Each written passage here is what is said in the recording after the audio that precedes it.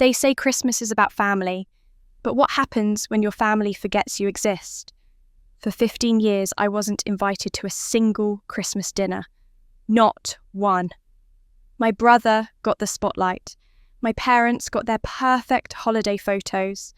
And me, I got a text message that shattered whatever was left of my heart. Stop pretending you're part of us. I didn't argue, I didn't beg, I didn't even cry. Instead, I took the inheritance my grandmother left me, the only person who ever truly saw me, and I built something they could never ignore.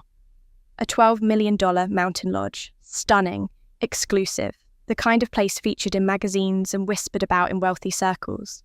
I opened the doors to everyone, orphans, outcasts, strangers who understood what it meant to be invisible. Everyone was welcome, everyone except them. But on Christmas Eve, as snow fell like silent witnesses, two figures appeared at my gate. My parents, shaking, desperate, and in my mother's trembling hands, the one thing I never expected to see again. What happened next changed everything I thought I knew about my family, revenge, and the true meaning of home. My name is Tasha Morrison. I'm 21 years old, fresh out of college with a degree in architecture, and until 3 days ago, I believed that coming home for Christmas would heal the distance that had grown between me and my family over the past 4 years. I was wrong. The drive from Denver to my parents' house in Boulder should have felt familiar, comforting even. Instead, my hands gripped the steering wheel tighter with each passing mile. I'd rehearsed what I'd say 1,000 times. How I'd hug my mother at the door, how I'd joke with my brother Daniel about his new consulting job, how I'd finally belong again after years of feeling like the odd one out. College had been my escape, but it had also been lonely. I was ready to come home. The house looked exactly as I remembered it. The white colonial with green shutters, the perfectly manicured lawn, now dusted with December snow, the wreaths on every window. But something was different. Cars lined the street, lots of them. Laughter and music spilled from the window's golden light, pouring out into the winter evening. My heart lifted. They were having a party. Maybe they wanted to surprise me. Maybe this homecoming would be everything I'd hoped for. I parked down the block and walked toward the house, my boots crunching in the snow. Through the bay window, I could see them. My mother in her elegant red dress holding a wine glass, surrounded by neighbours and friends. My father by the fireplace, his arm around Daniel's shoulders, both of them laughing at something. The Christmas tree towered in the corner, covered in ornaments I'd helped hang as a child. I reached for the doorbell, but something stopped me. An instinct, a whisper of wrongness. I pulled out my phone instead and texted my mother. "I'm here. Should I come to the front door?" The reply came within seconds. "Here? What do you mean?" My fingers trembled as I typed back. "Home. For Christmas. I drove in from Denver." 3 dots appeared, disappeared, appeared again. Finally, "Oh, honey, we thought you were busy this year. You never said you were coming. We already made all the arrangements." I stared at the screen, reading the words over and over, trying to make them mean something different. Busy, I'd sent 3 emails about my graduation, about coming home, about how much I'd missed them. I'd called twice, left voicemails. Another text, "Maybe next year we have a full house tonight." I looked up at the window again. A full house. A house full of everyone except me. I didn't ring the doorbell. I didn't knock. I walked back to my car in silence, the sound of Christmas carols mocking me with every step. Back at the hotel, because where else could I go? I unpacked my suitcase with mechanical movements. That's when I found it tucked into the side pocket, where I kept important documents. An envelope yellowed with age. My grandmother's handwriting on the front for Tasha. Grandma had died last year, the only person in my family who'd ever made me feel seen. I didn't remember putting this in my bag, but my hand shook as I opened it. Inside was a Christmas card, simple and elegant. Her words were written in that careful script I'd always loved. "My dear Tasha, one day this will all make sense. You are stronger than you know, and you are loved more than you can imagine. When the time comes, you'll understand why some gifts arrive late. With all my heart, Grandma. I pressed the card to my chest and finally let myself cry. I didn't know it then, but Grandma had left me more than just words. Sitting there in that sterile hotel room, Grandma's card still warm in my hands, I couldn't stop the memories from flooding back. The exclusion tonight wasn't new. It was just the clearest, cruelest example of something that had been true my entire life. Daniel had always been the golden child. My brother was 3 years older, which meant he'd had a head start on perfection. By the time I was old enough to understand family dynamics, the roles had already been cast. Daniel was the star. I was the understudy nobody remembered to call. He'd been valedictorian. I'd been top 10%. He'd gotten a full ride to Princeton. I'd gotten partial scholarships and student loans. He'd landed a 6-figure consulting job straight out of college. I was still figuring out how to break into architecture firms that actually paid living wages. But here's the thing. Nobody tells you about being the forgotten child you notice everything. And what I noticed about Daniel was that despite all the glory, despite being the centre of every family conversation and the subject of every proud parental story, my brother looked exhausted. There was something hollow in his eyes at family dinners, something desperate in the way he laughed just a bit too hard at Dad's jokes. He performed perfection like it was his job, because in our family, it was. I tried to talk to him about it once during Thanksgiving break my sophomore year. We'd ended up in the kitchen together, away from the performance in the dining room. "Do you ever feel like you can't breathe around them?" I'd asked quietly. He'd looked at me for a long moment and I'd seen something flicker across his face. Recognition maybe, or longing. But then Mum had called his name from the other room, wanting him to tell everyone about his latest achievement, and the mask had slipped back into place. "You wouldn't understand," he'd said and walked away. Maybe he was right. I didn't understand what it was like to carry the weight of all their expectations. But he didn't understand what it was like to be invisible while standing in the same room. The comparisons had started early. I must have been 7 or 8 the first time I heard it. "Why can't you be more like your brother?" Mum said it when I brought home a report card with mostly A's and one B. Daniel never got B's. She said it when I forgot to clean my room. Daniel's room was always spotless. She said it when I cried after falling off my bike. Daniel never cried. Over the years, the refrain became a soundtrack to my childhood. "Why can't you be more like your brother? Why can't you be more like your brother? Why can't you be more like your brother?" Dad never said it, but he never stopped her either. My father was a master of silence. He'd sit in his chair with his newspaper present, but not really there while Mum orchestrated our family, like a conductor who only cared about one instrument. When she praised Daniel, Dad would nod approvingly. When she criticised me, Dad would turn the page.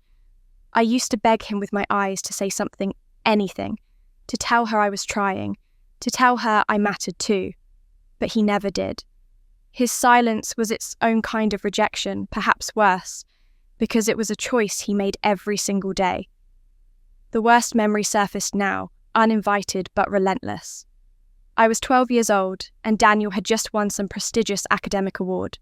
Mum was on the phone bragging to her sister about it when I'd come downstairs for breakfast. I'd been excited because I'd made the school choir a big deal for someone who'd always been told she couldn't carry a tune. I'd waited for Mum to hang up practicing how I'd tell her. But before I could say anything, she'd looked at me and sighed. "Your brother just keeps making us proud. I wish you'd put in that kind of effort." Something inside me snapped. I don't remember exactly what I said. The memory is blurry, distorted by emotion and time. But I remember Mum's face going red. Remember her hand flying toward me before I could process what was happening. The slap echoed in the kitchen. "How dare you, bad mouth! Your brother," she'd hiss. "He's worked hard for everything he has. Your jealousy is ugly, Tasha. Really ugly." I'd stood there, my cheeks stinging, tears streaming down my face, completely confused. Bad-mouthed Daniel, I just wanted to share my own small victory. I hadn't said anything about him. Dad had been right there reading his morning paper at the kitchen table. He'd looked up at the sound of the slap, met my eyes for one brief moment, then deliberately looked back down at his newspaper. That silence cut deeper than Mom's hand ever could. I'd run to my room and stayed there the rest of the day. Nobody came to check on me. That evening I'd overheard Mum telling Dad I'd been dramatic and disrespectful. He'd murmured something non-committal in response. For years I'd carried the shame of that moment, the belief that I'd said something terrible about Daniel, something so awful it justified my mother's rage. I'd replayed it in my mind countless times, trying to remember the words that had earned me that punishment. Now, sitting in this hotel room, staring at Grandma's card, a terrible suspicion began to form. Years later, I'd learn I never said those words at all. But I didn't know that yet. On that Christmas Eve in the hotel room, I only knew that I'd spent years running from a family that had never wanted me in the first place. After college, I'd moved to Denver deliberately. Not back to Boulder, where I'd grown up, not to any city where I might accidentally run into people who knew my family. Denver was far enough to feel like freedom, but close enough that I couldn't be accused of abandoning anyone. Not that anyone would have accused me. You can't abandon people who don't notice when you're gone. I'd found work at a small architecture firm, nothing glamorous, mostly residential projects and the occasional commercial renovation. The pay was modest, but enough to cover my studio apartment in Capitol Hill and my student loan payments. My co-workers were friendly in that professional way that never quite crosses into real friendship. I told myself I preferred it that way. Less complicated, less chance of being disappointed. Every year, I'd watch Christmas approach with a mixture of dread and defiant independence. I'd see my co-workers making plans, talking about flying home, arguing about which relatives they'd have to endure. They complained about family obligations, like they were burdens, never realising what a gift it was to be obligated at all. I spent every Christmas alone. The first year, I'd waited for an invitation that never came. The second year, I'd sent a card asking if I could visit. No response. By the third year, I'd stopped expecting anything. I developed my own traditions, if you could call them that. I'd buy a small tabletop tree from the grocery store, string some lights, and cook myself an elaborate dinner that I'd eat while watching old movies. It was peaceful, I told myself. Exactly what I wanted. But the truth had a way of surfacing in quiet moments. The truth was that every Christmas, as I sat alone with my carefully prepared meal, I felt the ghost of the family I'd never really had sitting in all those empty chairs. What I didn't let myself think about, what I'd buried so deep, I'd almost convinced myself it hadn't happened, was the phone call. It had been 5 years ago during my junior year of college. I'd come back to my dorm room after a particularly brutal architecture studio critique to find 7 missed calls from my mother. 7. In the span of 2 hours, my heart had raced. 7 calls meant emergency. 7 calls meant something was terribly wrong. I'd immediately thought of Dad, of Daniel, of some accident or illness or crisis. I'd called back, my hands shaking. Mum had answered on the first ring. "Tasha, finally, I've been trying to reach you." "What's wrong? Is everyone okay?" "What?" "Yes, everyone's fine. I'm calling about Thanksgiving. Your father and I have been discussing it, and we think it would be better if you didn't come home this year." The words had hit me like physical blows. What? Why? Daniel is bringing his new girlfriend, and she's from a very prominent family. We want to make a good impression, and you know how you can be at family gatherings. Sullen, withdrawn. It makes everyone uncomfortable. I'd stood there in my tiny dorm room, phone pressed to my ear, unable to form words. "It's just this once," Mum had continued. "We'll do something special, just the 2 of us, maybe over winter break. This is important for your brother's future." Something inside me had cracked. Important for Daniel's future? What about my present? What about the fact that I'm your daughter too? Don't be dramatic, Tasha. This is exactly the kind of behaviour I'm talking about. Everything doesn't have to be about you. We'd argued, really argued, maybe for the first time in my life. I'd said things I'd been holding back for years. She'd said things that confirmed every fear I'd ever had about how she saw me. The call had ended with her saying, "When you're ready to be reasonable, you know where to find us," and hanging up. She'd called back twice that evening, 3 times the next day, 4 times over the following week. I never answered. I told myself I was done. Done begging for scraps of attention, done pretending that maybe this time would be different. Done being the problem child in a family that had never wanted me to succeed. But here's what I didn't let myself acknowledge. Those calls had eventually stopped. And when they did, some small part of me had been devastated. Even though I was the one who hadn't answered, even though I'd made the choice to cut off contact, I'd still wanted them to keep trying. I'd wanted them to fight for me the way I'd never fought for myself. Now in this hotel room, I pulled out my suitcase again and dug through the zippered compartment where I kept important documents. There, beneath my birth certificate and social security card, was another letter from Grandma. I'd found it in my apartment after her funeral slipped under my door in an envelope with my name on it. I'd read it once and tucked it away, unable to process what it meant. I unfolded it, now her handwriting swimming before my tear-filled eyes. "My dearest Tasha," it read, "your mother loves you more than you know. I know that's hard to believe, and I know she has a terrible way of showing it. But pride is a family curse passed down through generations, like a bitter inheritance. Your mother and I didn't speak for 20 years because neither of us would bend first. Don't let history repeat itself, my darling girl. Sometimes the bravest thing we can do is reach out even when we're certain we'll be rejected. Love, Grandma." I pressed the letter to my chest, finally understanding what she'd been trying to tell me. I thought I was the victim, but maybe I was also the wall. That realization should have changed everything. But the truth is, understanding your own complicity doesn't make the pain hurt less. It just makes it more complicated. The years continued to pass. I stayed in Denver working my way up from junior architect to senior designer. I dated occasionally, nothing serious. I made acquaintances who never quite became friends. I perfected my Christmas alone routine until it felt less like loneliness and more like choice. Or so I told myself. I turned 30, then 35. Each birthday felt less like a celebration and more like a quiet acknowledgement that another year had slipped by without reconciliation, without change, without resolution. Then, 2 weeks after my 35th birthday, I received a certified letter from a law firm in Boulder. My hands had trembled as I signed for it. Some instinct telling me this wasn't ordinary correspondence. I'd opened it standing in my apartment doorway, still wearing my coat from work. "Dear Ms. Morrison," it began, "we are writing to inform you that you are the beneficiary of an estate trust established by your late grandmother, Eleanor Morrison. Per the terms of her will, the following assets are now available to you upon reaching the age of 35. I'd had to sit down. The letter detailed property, 60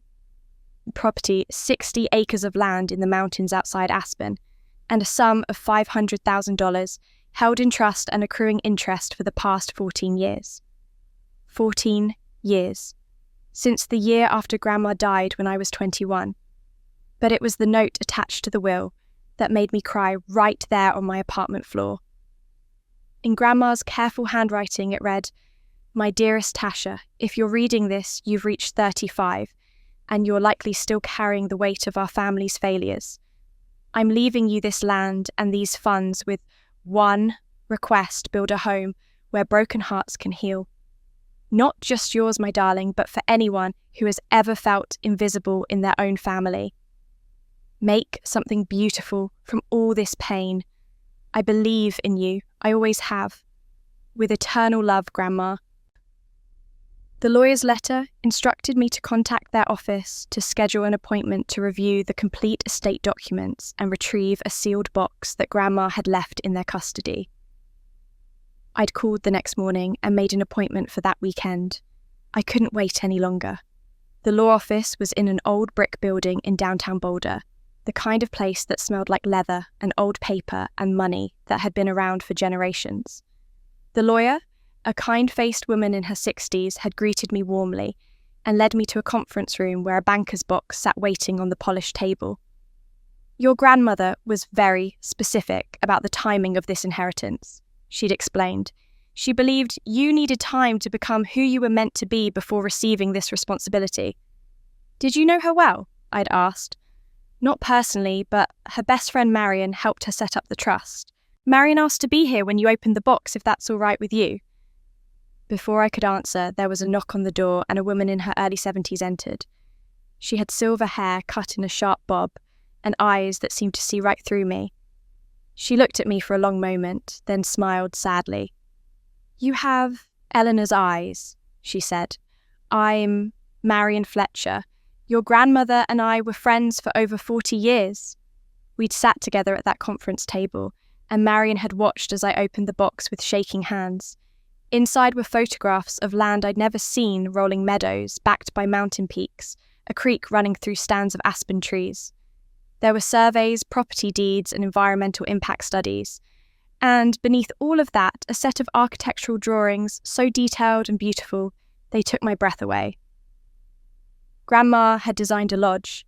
The plans showed a sprawling structure that seemed to grow organically from the landscape, all natural wood and stone, and enormous windows that would frame the mountain views. There were multiple wings, one for families, one for individuals, communal spaces designed for gathering and quiet corners meant for reflection. Every detail had been considered, from the massive fireplace in the great room to the individual reading nooks tucked into alcoves. "She worked on these for years," Marion said softly. "After your mother and she stopped speaking, Eleanor threw herself into this project. She said that if she couldn't fix what was broken in her own family, at least she could build something for other people's broken families." I traced my fingers over the drawings, recognizing Grandma's hand in every line. "My mother and grandmother didn't speak." Marion nodded. "For 20 years, a stupid argument that spiraled into stubborn silence. By the time Eleanor was dying, she understood what pride had cost her. She didn't want the same thing to happen to you."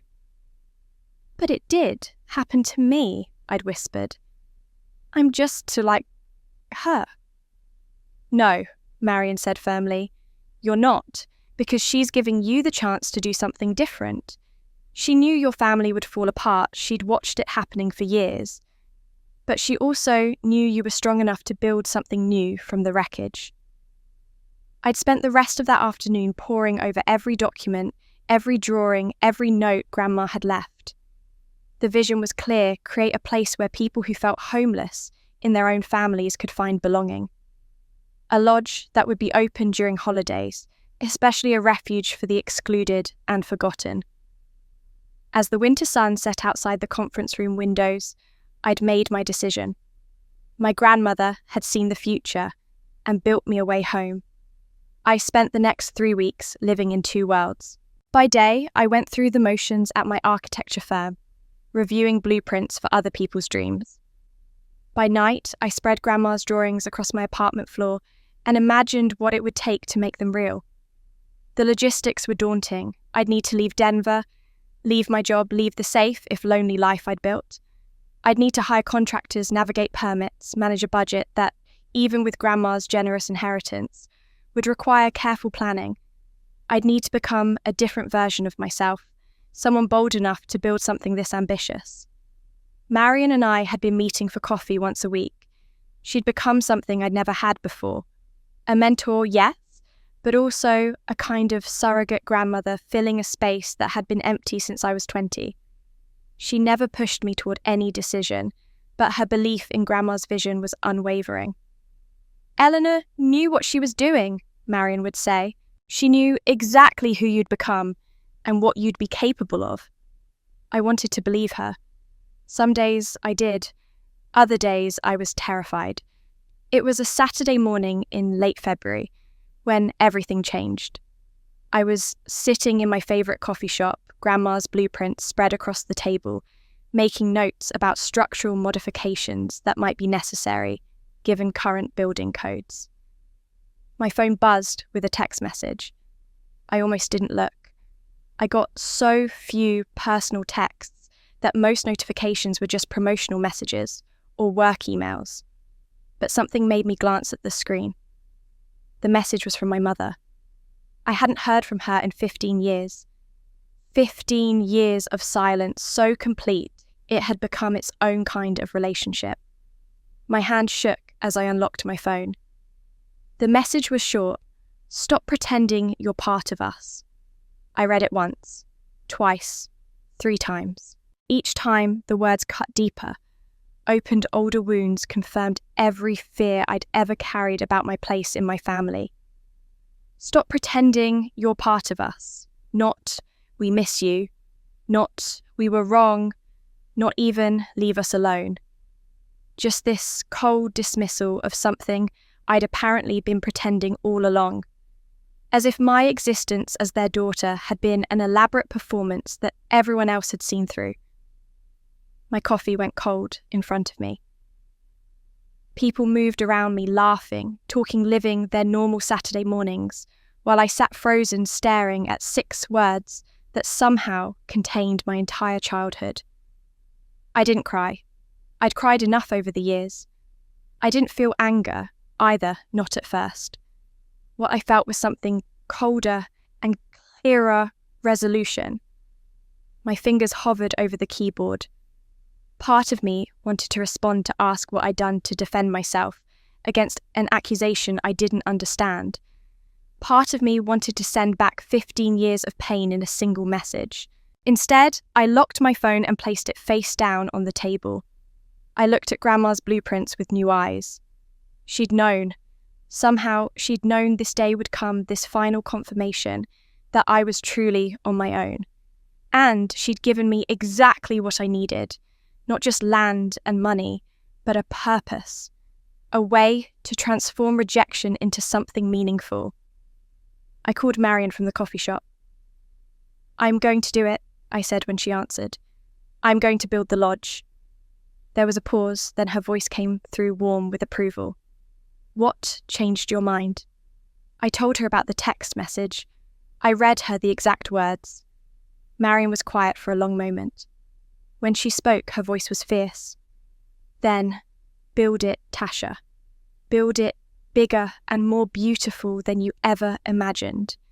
But don't build it as a monument to your pain. Build it as a home for everyone who's ever received a message like that. I don't know if I can do this without it being about revenge, I admitted. I want them to see it. I want them to know what I built without them. Good, Marion said, surprising me. Use that fire. But here's what your grandmother understood that took me years to learn. Revenge is best served warm with open doors. Don't build walls to keep them out. Build something so magnificent, so full of love and welcome, that their exclusion of you becomes absurd by comparison. Let the whole world in. Let everyone come home for Christmas. Everyone except the people who taught you that home was conditional. I understood what she meant. This wouldn't be a fortress. It would be the opposite, a place of radical hospitality, proving that family wasn't about blood or obligation, but about choosing to see and value each other. Over the following weeks, I made the practical decisions with the efficiency I'd learned in my architecture career. I gave notice at my firm. I sold most of my furniture. I found a small apartment to rent in Aspen while construction was underway. I hired lawyers to handle the property transfer and permits. I interviewed contractors and engineers, but through all of it, that text message stayed with me. I never responded to it.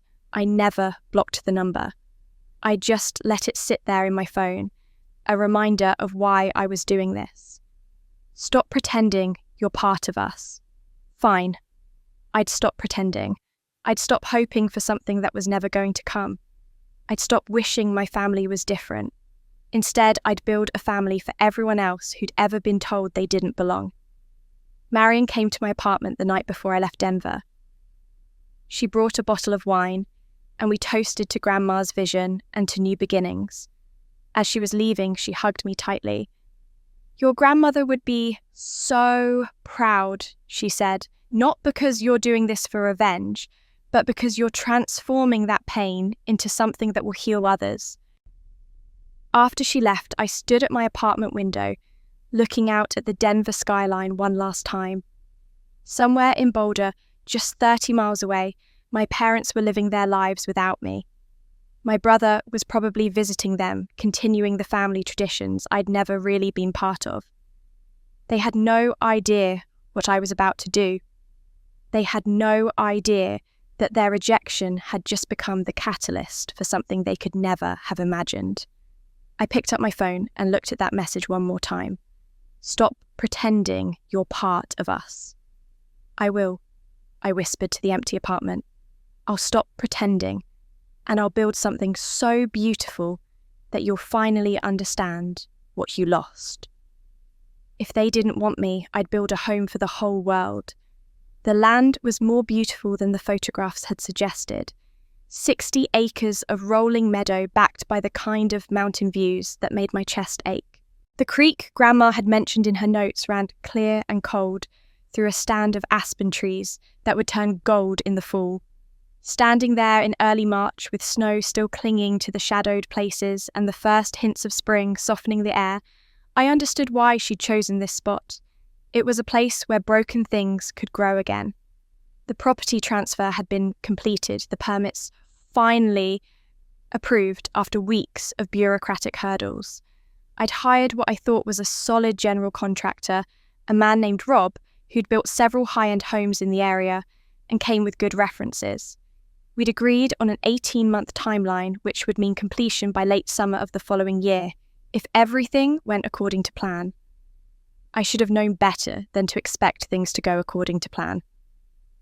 The first crew arrived in mid-March to begin site preparation. They lasted exactly 3 days before Rob called me with the news that half of them had quit. "They say the site is too remote," he explained, his voice tight with frustration. "The access road needs more work than we thought, and they don't want to deal with getting equipment in and out. A couple of them are superstitious about building on land that's been empty this long. They think it's bad luck."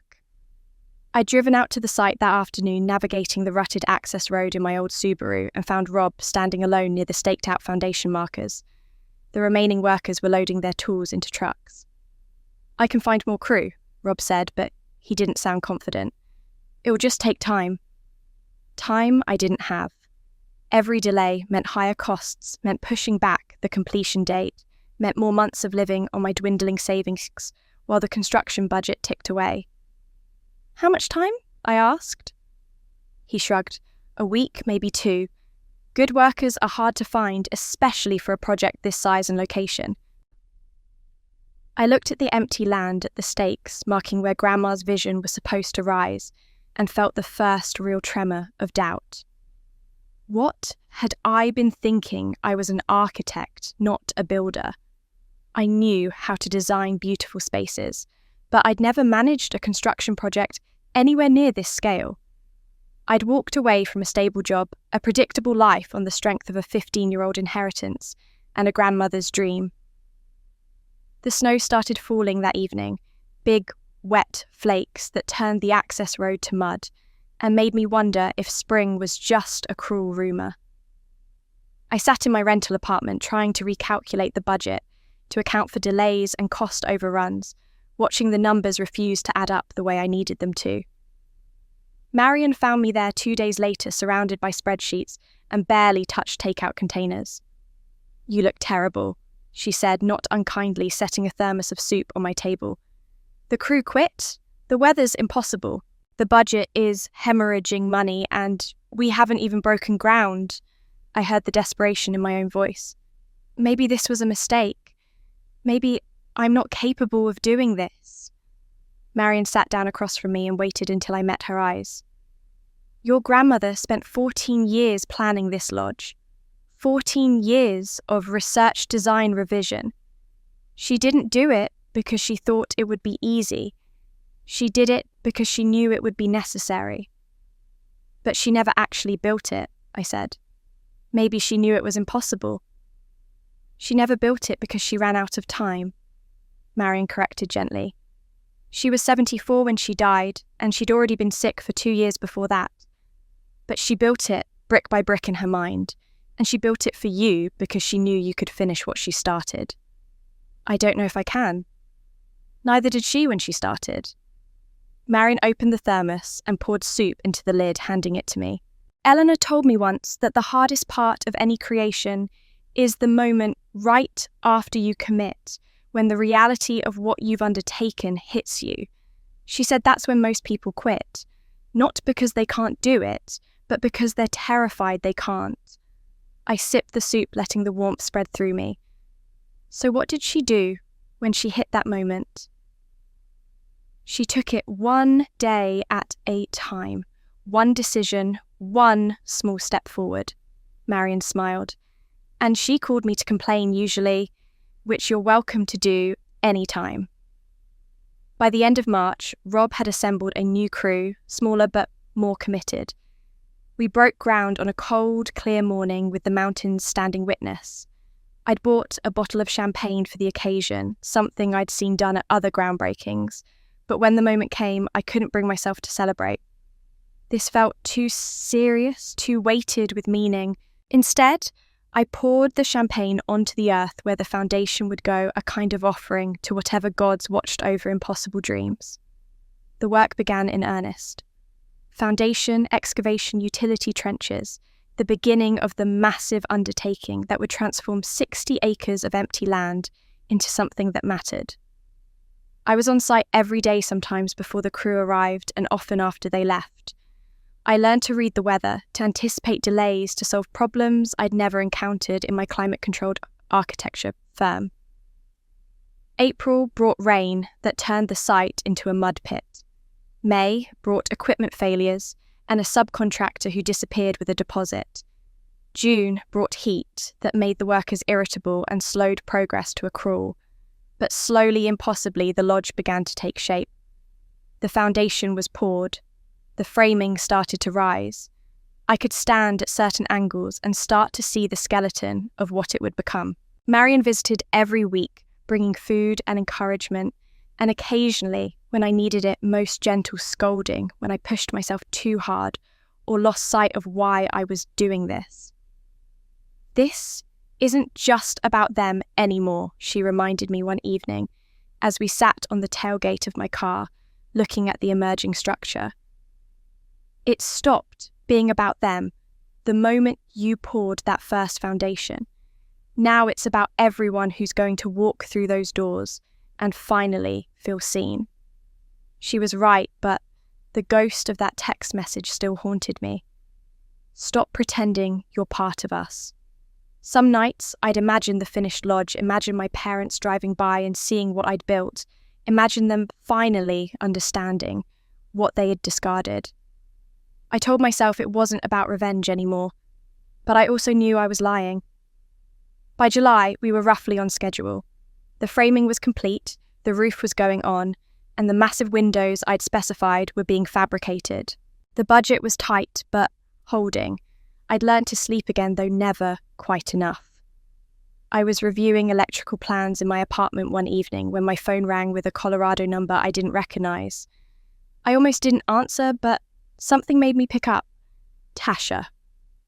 The voice was familiar in a way that made my stomach drop. It's Daniel. We need to talk about what you're building. But I didn't expect my brother would try to stop me. I stared at my phone, my brother's voice in my ear for the first time in 15 years.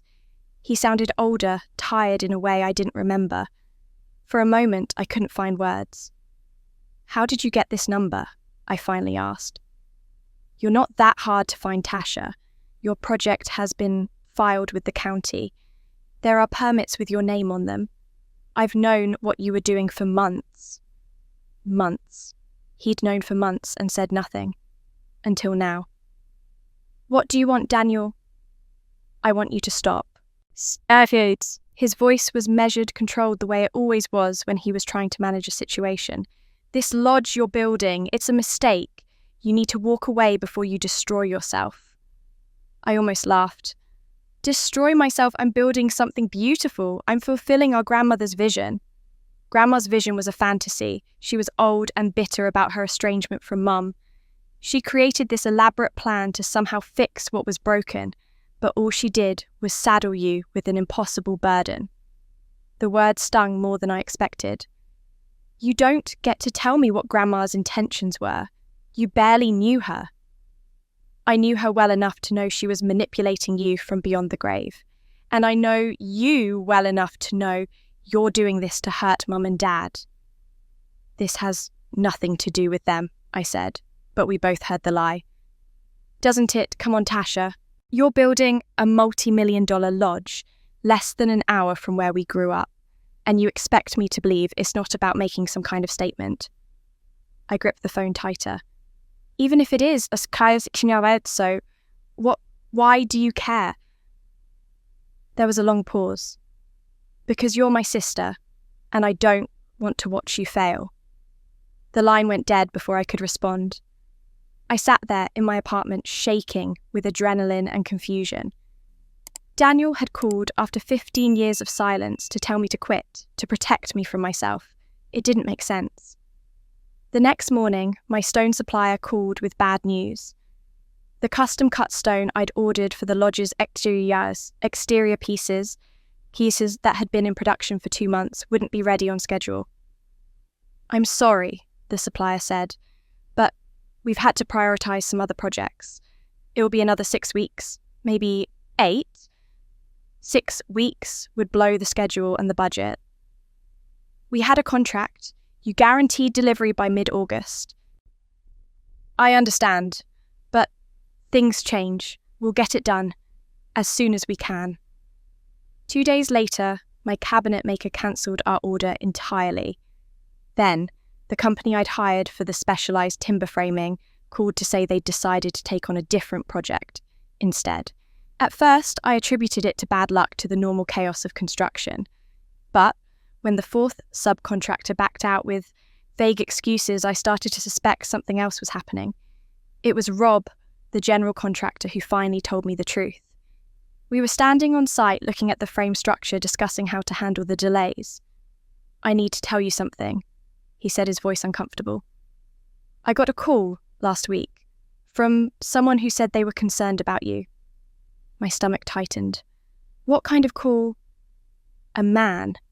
He said you were in over your head with this project, that you were risking your financial future on something you couldn't possibly complete. He was very convincing, very concerned. He asked me to consider whether I really wanted to be part of something that was going to destroy you. Did he give you his name? Rob nodded slowly. He said he was your brother. The world seemed to tilt. Daniel called you. He called me. And I think he called your suppliers too, based on the timing of all these cancellations. He's not threatening anyone or doing anything illegal. He's just expressing concern, planting seeds of doubt, making people question whether this project is viable. I felt heat rising in my chest. That's sabotage. Maybe, but he's smart about it. Everything he's saying is framed as worry for your well-being. He's not trying to stop the project directly.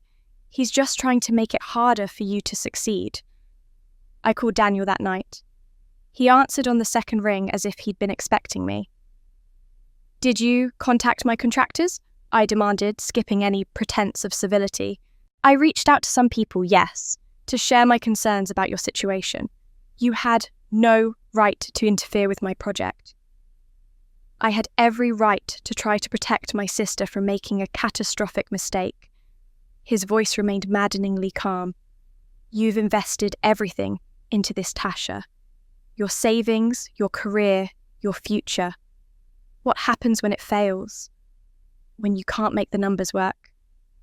When you're left with debt and an unfinished building in the middle of nowhere? It's not going to fail. How can you be so sure you've never managed anything like this? You're building out of spite, not out of sound business planning. I can see the disaster coming even if you can't. So your solution is to make sure I fail to actively work against me. I'm trying to make you see reason before it's too late. If enough people pull out, if the project becomes impossible, you'll be forced to stop before you've lost everything. I'm trying to save you from yourself."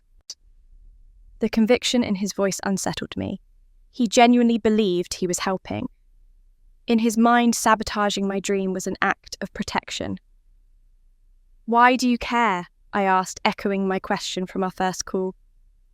"You haven't spoken to me in 15 years. None of you have. Why does it suddenly matter what happens to me?" His silence stretched so long I thought he might have hung up. Then quietly, "Because you're still my sister. And because if this project fails publicly, it will hurt Mum and Dad too.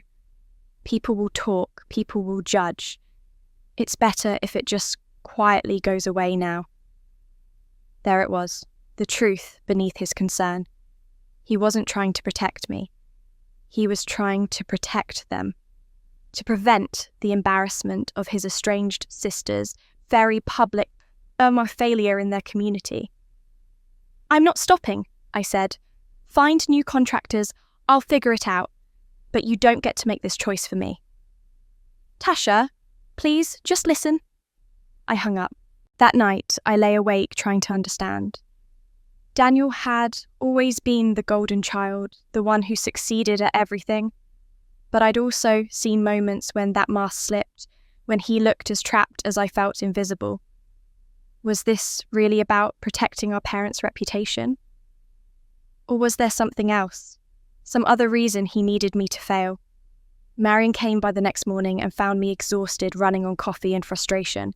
I told her everything. She listened carefully, then said something I didn't expect. "He's afraid of you." Afraid? Daniel's never been afraid of anything. He's afraid of what it means if you succeed. If the forgotten daughter builds something magnificent while he's still playing the role of perfect son. She paused. "But there's something else in what you've told me. He called you his sister. After 15 years, he still claimed that relationship." I hadn't thought about it that way. "So what does that mean?" "I don't know yet, but people are rarely simple, Tasha. Maybe he's your enemy, or maybe he's something more complicated." My brother was fighting me, but was he really the enemy? I didn't have time to dwell on Daniel's motivations. I had a lodge to build.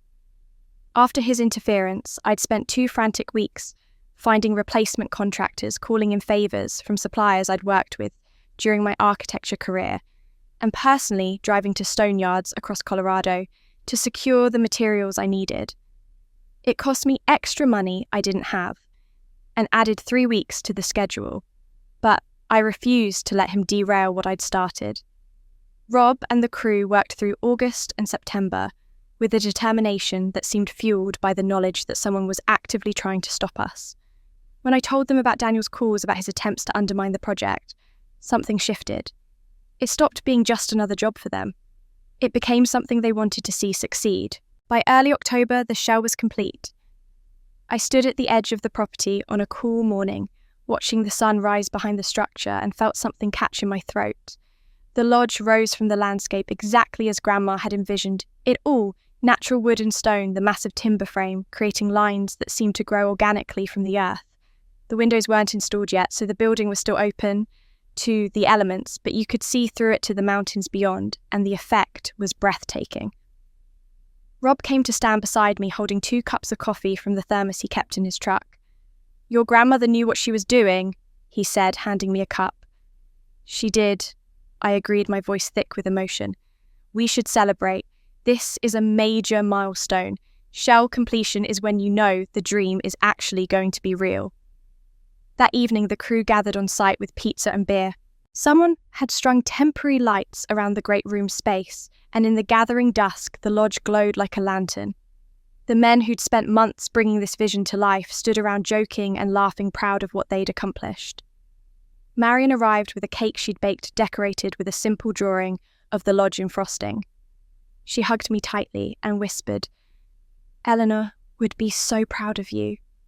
I tried to feel celebratory. I smiled and thanked everyone and cut the cake and listened to their stories about the challenges they'd overcome. But underneath it all, I felt a hollowness I couldn't quite name. As the celebration wound down and the crew began to leave, promising to return Monday morning for the next phase, I found myself alone on the site. The temporary lights cast long shadows through the skeletal structure. I walked through what would become the great room, my footsteps echoing on the concrete subfloor. This space would hold families gathered around the massive stone fireplace I'd designed. Children would run through these rooms, their laughter filling the emptiness. People who felt invisible in their own families would find belonging here. It was going to be everything Grandma had dreamed of. But right now, it was just me standing in an empty shell, surrounded by the evidence of my achievement and feeling more alone than I had in years. I'd brought the snow globe with me, Grandma's snow globe that I'd kept on my desk through college and carried with me to Denver, and eventually here. It was one of the few physical connections I had to her, to a time when someone in my family had actually seen me. I shook it now, watching the artificial snow swirl around the tiny cottage inside, and felt tears begin to fall. I'd done this. Against all odds, against my family's indifference, and Daniel's active interference, against my own doubts and fears, I'd brought Grandma's vision this far. The lodge was real, now undeniable, rising from the land she'd left me, with a beauty that took my breath away. But who was I building it for, really? I told myself it was for all the forgotten children, all the people who needed a place to belong. I told myself it was about honouring Grandma's memory and creating something meaningful from years of pain. But standing there in the growing darkness, I couldn't escape the truth I'd been avoiding. Part of me was still building this for the people who'd rejected me. Part of me was still that 21-year-old standing outside her family's Christmas party, hoping someone would notice she existed. Part of me wanted my parents to drive by this place and feel regret, wanted Daniel to see what I'd accomplished, despite his attempts to stop me, wanted them all to finally understand what they'd thrown away. The first snow began to fall as I stood there, just a few flakes at first, tentative and light, then more steadily. I watched them land on the exposed beams of the roof, on the stone walls, on my hand still holding Grandma's snow globe. This was the first snow of the season, falling on the lodge that would welcome people home for Christmas. In a year, if we stayed on schedule, the building would be complete, and those windows would be installed and warm light would pour out into the winter darkness. In a year, this place would fulfill its purpose. But would I? Marion's car appeared at the access road, her headlights cutting through the falling snow. She got out and walked toward me, wrapped in the thick coat she'd need for the winter ahead. "I thought you might still be here," she said softly. "It's beautiful, isn't it?" "It's extraordinary, but you look like you're at a funeral instead of a triumph." I wiped my eyes. I just realised something. I've spent months building this, fighting for this, proving I could do this. But I don't have anyone to share it with. No one who actually matters to me will ever walk through these doors. Marion was quiet for a moment. "Your grandmother left you this gift, knowing you'd feel exactly this way. She knew what it was like to build something beautiful and have no family to share it with. That's why she wanted you to open it to everyone else." "But it doesn't make the loneliness go away, does it?" "No," Marion admitted. "It doesn't, but maybe that's not the point. Maybe the point is that you transform the loneliness into something that helps others feel less alone. Your pain becomes their healing." The snow was falling harder now, beginning to accumulate on the ground, covering the construction debris and making everything clean and new. I thought about next winter, about this place full of people and warmth and belonging. I tried to imagine it would be enough. Marion put her arm around my shoulders. "Come on, let's get you home. You've had a long day and a longer year." As we walked back to her car, I took one last look at the lodge standing against the darkening sky snow gathering on its bones. I had built something beautiful, but I'd never felt more alone.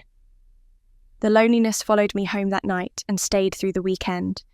I couldn't shake the image of the lodge standing empty in the snow, beautiful and purposeful, but devoid of the warmth it was designed to hold. On Sunday morning, unable to sleep, I turned to the one task I'd been avoiding for months. In the corner of my small apartment sat 3 boxes that had come with Grandma's inheritance, delivered by the lawyers along with all the official documents. I'd opened the one containing the blueprints and the snow globe, but the other 2 had remained sealed too intimate to face, while I was focused on the practical challenges of construction. Now, with the shell complete and winter approaching and my emotions too raw to ignore, I finally pulled the boxes into the centre of my living room and opened them. The first contained photographs, decades of family history preserved in fading colour, pictures of my mother as a young woman, smiling in ways I'd never seen her smile in life.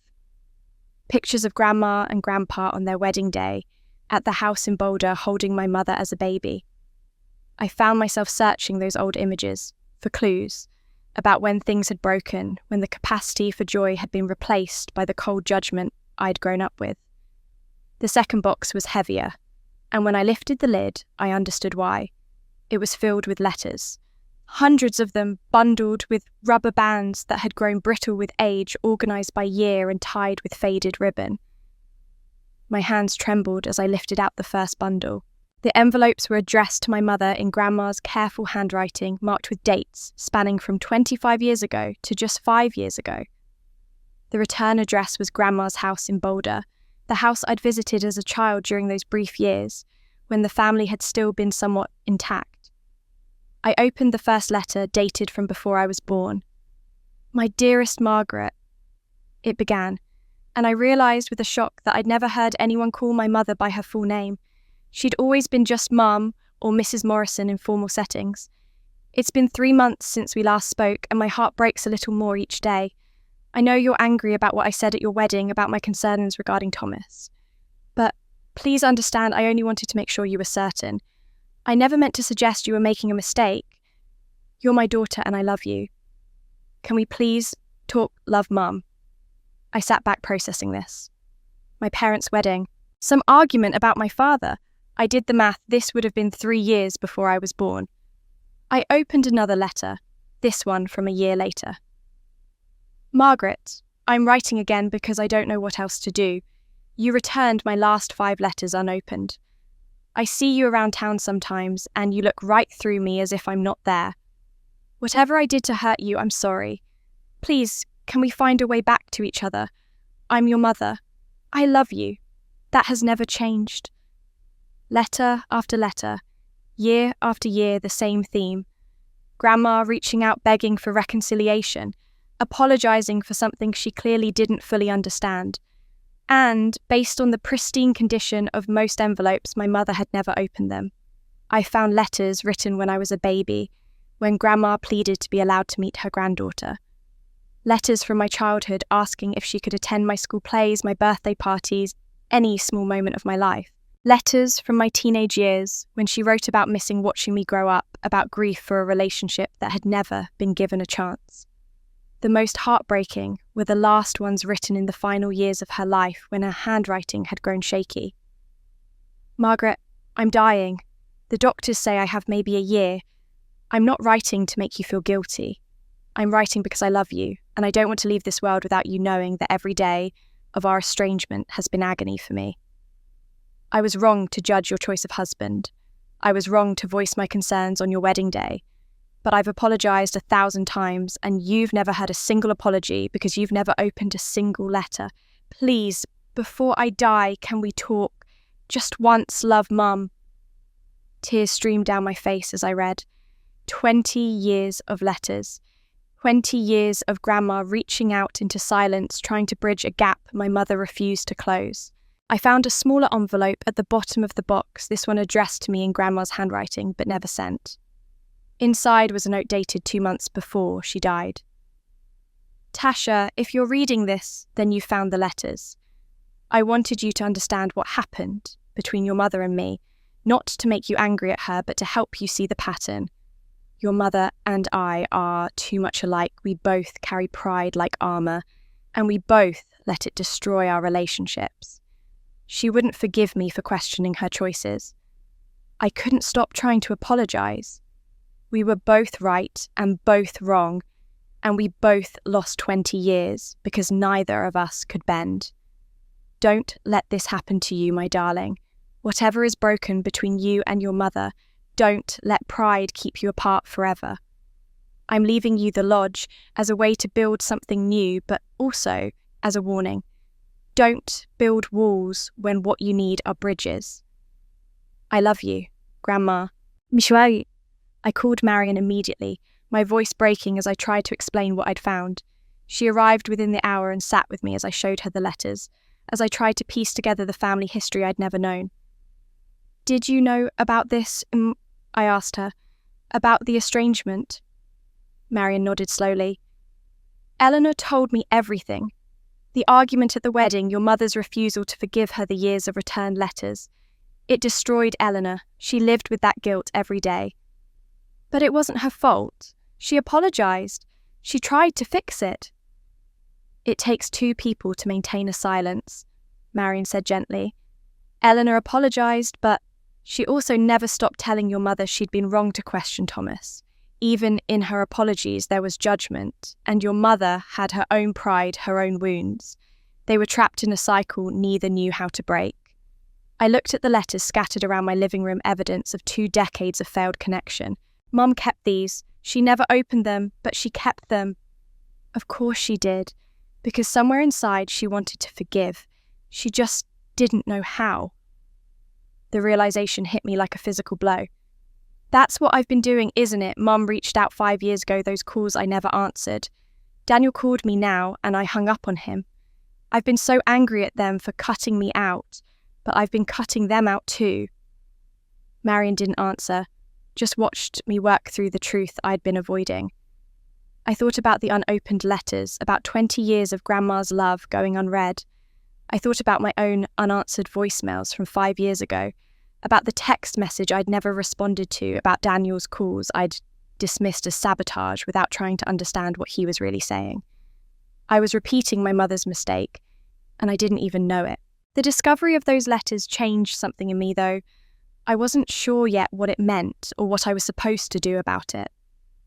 I couldn't undo 15 years of silence with a phone call, couldn't bridge a chasm that had taken decades to form. So I did what I'd always done when emotions threatened to overwhelm me. I threw myself into the work. November and December brought the final push toward completion. The windows were installed, those massive panes of glass that framed the mountains exactly as Grandma had envisioned. The stone fireplace rose 3 stories in the great room.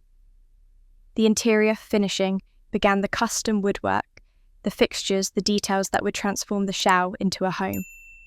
The lodge was becoming real in ways that took my breath away every time I walked through the door. A magazine reporter had contacted me in late November. Mountain Living wanted to feature the lodge in their spring issue, a profile of unique architectural projects in the Rockies. I'd agreed without thinking much about it, flattered that someone had noticed what we were building. The reporter, a woman named Jessica, had spent an entire day with me at the site. She'd asked about the design, about the challenges of building at this elevation, about my vision for how the space would be used. And then, toward the end of the interview, she'd asked about my grandmother. I told her about the inheritance, about Grandma's dream of creating a home for broken families. And maybe because I was still raw from reading those letters, maybe because I needed someone to understand why this mattered so much, I told her more than I intended. About growing up feeling invisible, about the 15 years of estrangement, about building something beautiful from all that pain. Jessica had listened with compassion and taken careful notes. When she left, she'd squeezed my hand and said, "This is going to be a powerful story." I'd forgotten about the interview in the chaos of finishing the lodge. Until the morning, the magazine hit newsstands. Marion brought a copy to the site, her expression unreadable as she handed it to me. The cover featured a different property, but there was a teaser from family rejection to 12-Ad Mountain Refuge, one woman's journey home. My hand shook as I opened to the article. The photographs were beautiful, the lodge at sunset, the great room with its soaring ceilings, detailed shots of the craftsmanship. But it was the text that made my stomach drop. Jessica had written everything. Every detail I'd shared about my family, about being excluded from Christmas, about the 15 years of silence. She'd interviewed Rob and some of the crew who'd apparently told her about Daniel's attempts to stop the project. She'd even tracked down public records showing that my parents still lived in Boulder, less than an hour away, and included that detail. The article was sympathetic, even admiring. Jessica portrayed me as someone who'd transformed rejection into purpose, who'd channeled pain into creating something that would help others. But she'd also exposed everything I'd spent years keeping private. Woman builds 12 Abenteuers lodged to honour grandmother's legacy and prove wrong the family that forgot her, read one of the subheadings. I felt sick. This wasn't what I'd wanted. Or was it, hadn't some part of me hoped my family would see? This would finally understand what they'd lost. The article went viral online within days. Local news picked it up. Architecture blogs featured it. Suddenly, people were calling the lodge asking about bookings, before we'd even officially opened, wanting to be part of this story of redemption and resilience. And then, 3 days after the magazine published, Daniel called. I almost didn't answer, but something made me pick up. Have you seen what you've done? His voice was tight with anger, tighter than I'd ever heard it. That article is everywhere. Mum can't leave the house without people asking her about it. Her friends are calling. Her book club is discussing it. You've humiliated her publicly. You didn't mean to tell a reporter that your mother excluded you from Christmas for 15 years. You didn't mean to make our family look like monsters in a national magazine. I told the truth, I said, finding my voice. I didn't lie about anything. The truth? Daniel's laugh was bitter. You told your truth. Your version. You made yourself into the victim and Mom into the villain, and now she's the one who has to deal with the fallout. Where was this concern when I was actually being excluded? Where was this protective instinct when I was spending Christmas alone year after year? You need to contact the magazine, Daniel said, ignoring my question. Get them to take it down from their website, issue a retraction or a clarification or something. This is hurting Mom Tasha. It's hurting all of us. How is it hurting you? I asked. You're not even named in the article. Because Mom is falling apart. She's been crying for days. She can't eat. She can't sleep. And Dad? He stopped abruptly. Dad, what? Just take it down, please. If you ever cared about this family at all, take it down. The line went dead. I stood there in the nearly completed lodge, surrounded by the evidence of everything I'd accomplished, and felt the old confusion returning. Was Daniel right? Had I weaponized? My pain turned my story into something that would hurt my mother publicly. Or was I finally just refusing to keep family secrets, to protect people who'd never protected me? Marion found me sitting on the floor of the great room. An hour later, the magazine opened in front of me, trying to understand what I'd actually done, and why it felt both justified and cruel. Daniel called, I told her. He says the article is destroying my mother. Marion sat beside me, reading over my shoulder. Is any of this untrue? No, but maybe truth isn't the same as kindness. And maybe, Marion said carefully, your mother's pain at being exposed is different from the pain of actually being wrong. I thought about Grandma's letters, about 20 years of apologies my mother had refused to read. I thought about the text message that had started all this, about 15 years of silence that both sides had maintained. What truth was I missing? The question haunted me for 3 days. What truth was I missing? I kept rereading the article, trying to see it through my mother's eyes, through Daniel's eyes, wondering if I'd turn my pain into a weapon without realizing it. On the 4th day, Daniel showed up at the lodge. I was overseeing the installation of the kitchen appliances when Rob came to find me, his expression uncertain. There's someone here to see you, says he's your brother. My heart lurched. I walked to the front entrance, and there he was standing in the great room I'd spent 2 years building, looking up at the soaring ceilings and massive fireplace. He'd aged in the 17 years since I'd last seen him in person. His hair had started to grey at the temples. There were lines around his eyes I didn't remember. He looked tired in a way that went beyond physical exhaustion. Tasha, he said, turning to face me. His voice was different than it had been on the phone, less angry, more pleading. How did you know I'd be here? Where else would you be? This place is all you've talked about for 2 years. He gestured at the space around us. It's beautiful, really. Grandma would have been proud. The compliment unsettled me more than his earlier anger had. You didn't drive all the way here to admire the architecture? No. He walked toward me and I saw his hands were shaking slightly. I came to ask you in person. Please, Tasha, contact the magazine. Tell them you were misquoted or that you want to add context or something. The story is destroying Mum. You said that on the phone, but you still haven't explained how. So people know we're estranged. So what lots of families are estranged. It's not just that. It's everything. The article makes her look cruel, makes our whole family look dysfunctional. She has friends reading it, neighbours, people from her church. She's being judged everywhere she goes. Maybe she should have thought about that before excluding me for 15 years. I said, but the words felt hollow even as I said them. Daniel closed his eyes briefly, and when he opened them, they were filled with something I'd never seen in my brother before: desperation. Mum has cancer, Tasha, stage 4. She's been sick for 4 years now, and the article is making everything worse. She's not strong enough to handle this kind of public scrutiny. The words didn't make sense at first. I heard them, but they seemed to float in the air between us, refusing to land. What? Ovarian cancer. Diagnosed 4 years ago.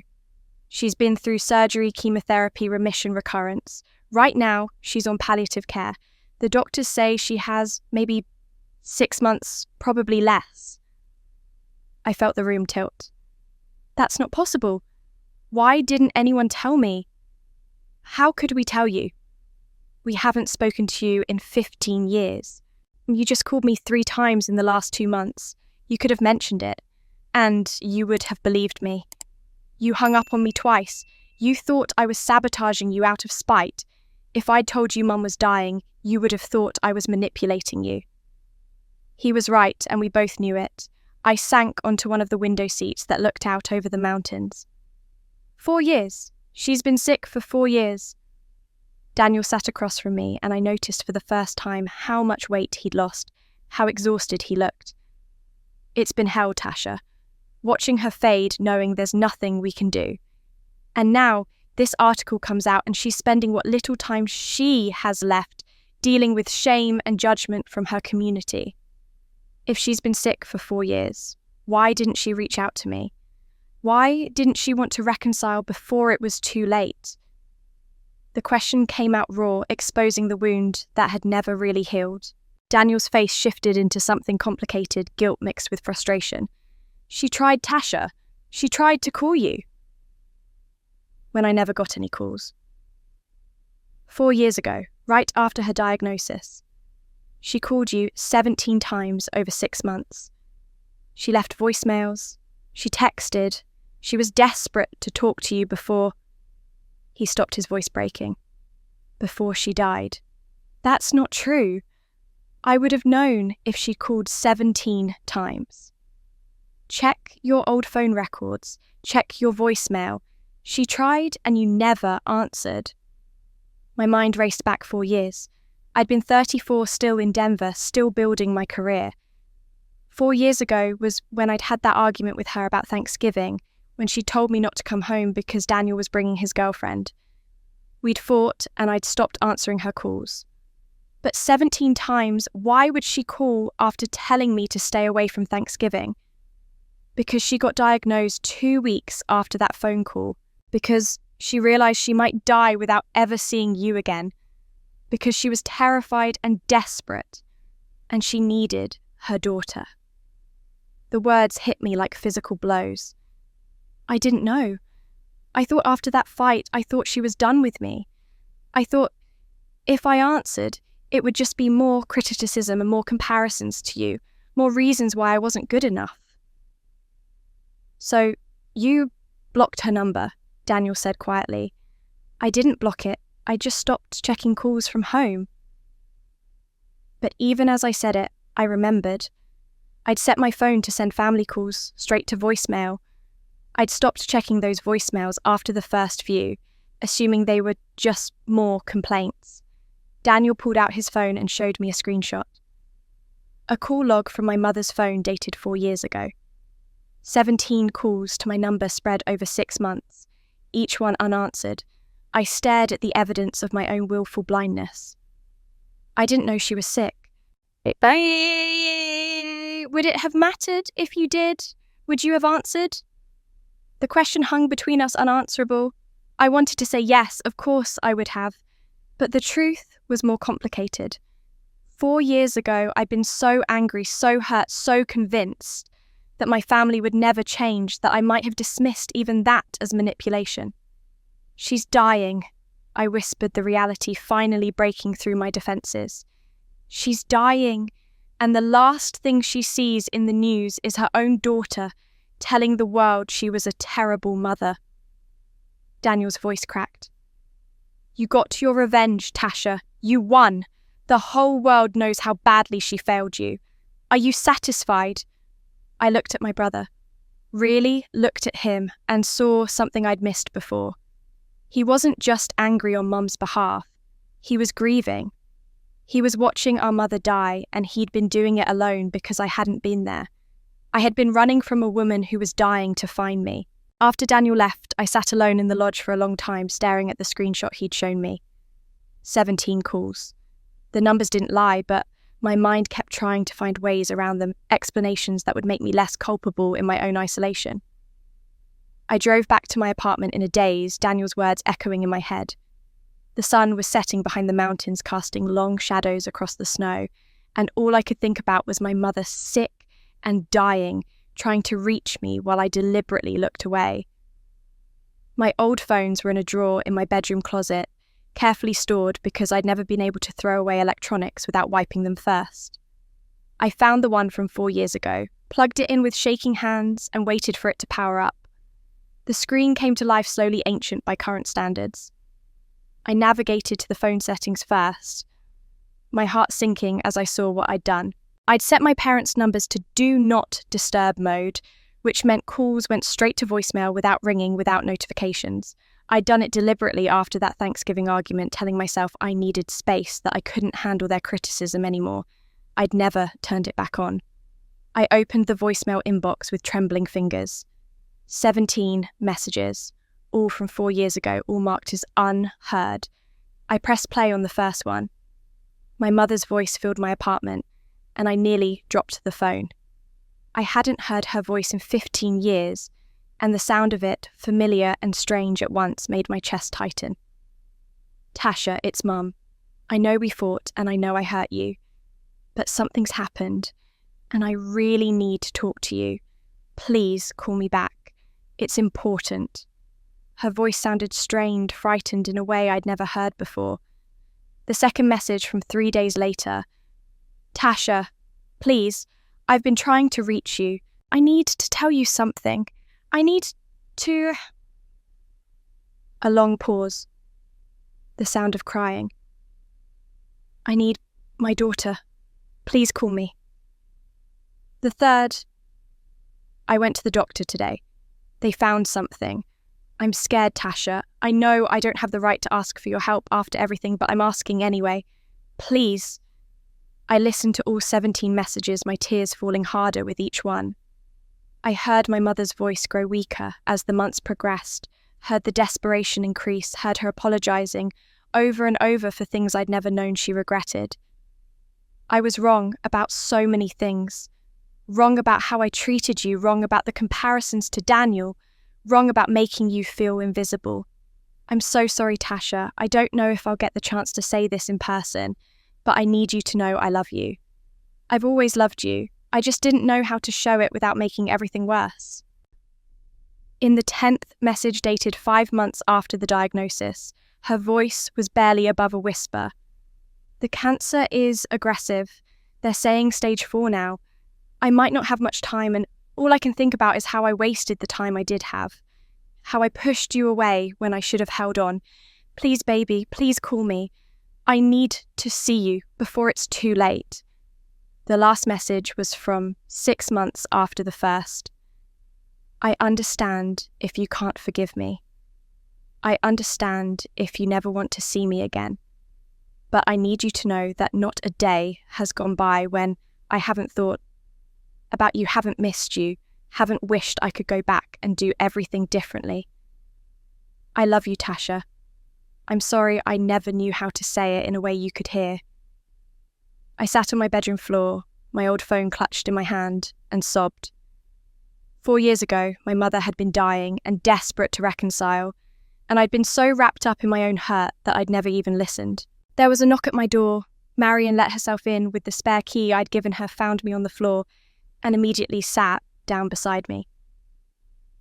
Daniel came to see you, she said softly. It wasn't a question. I nodded, unable to speak, and handed her the phone. She listened to several of the messages, her expression growing sadder with each one. I didn't know, I finally managed. I thought she was done with me. I thought if I answered, it would just be more criticism.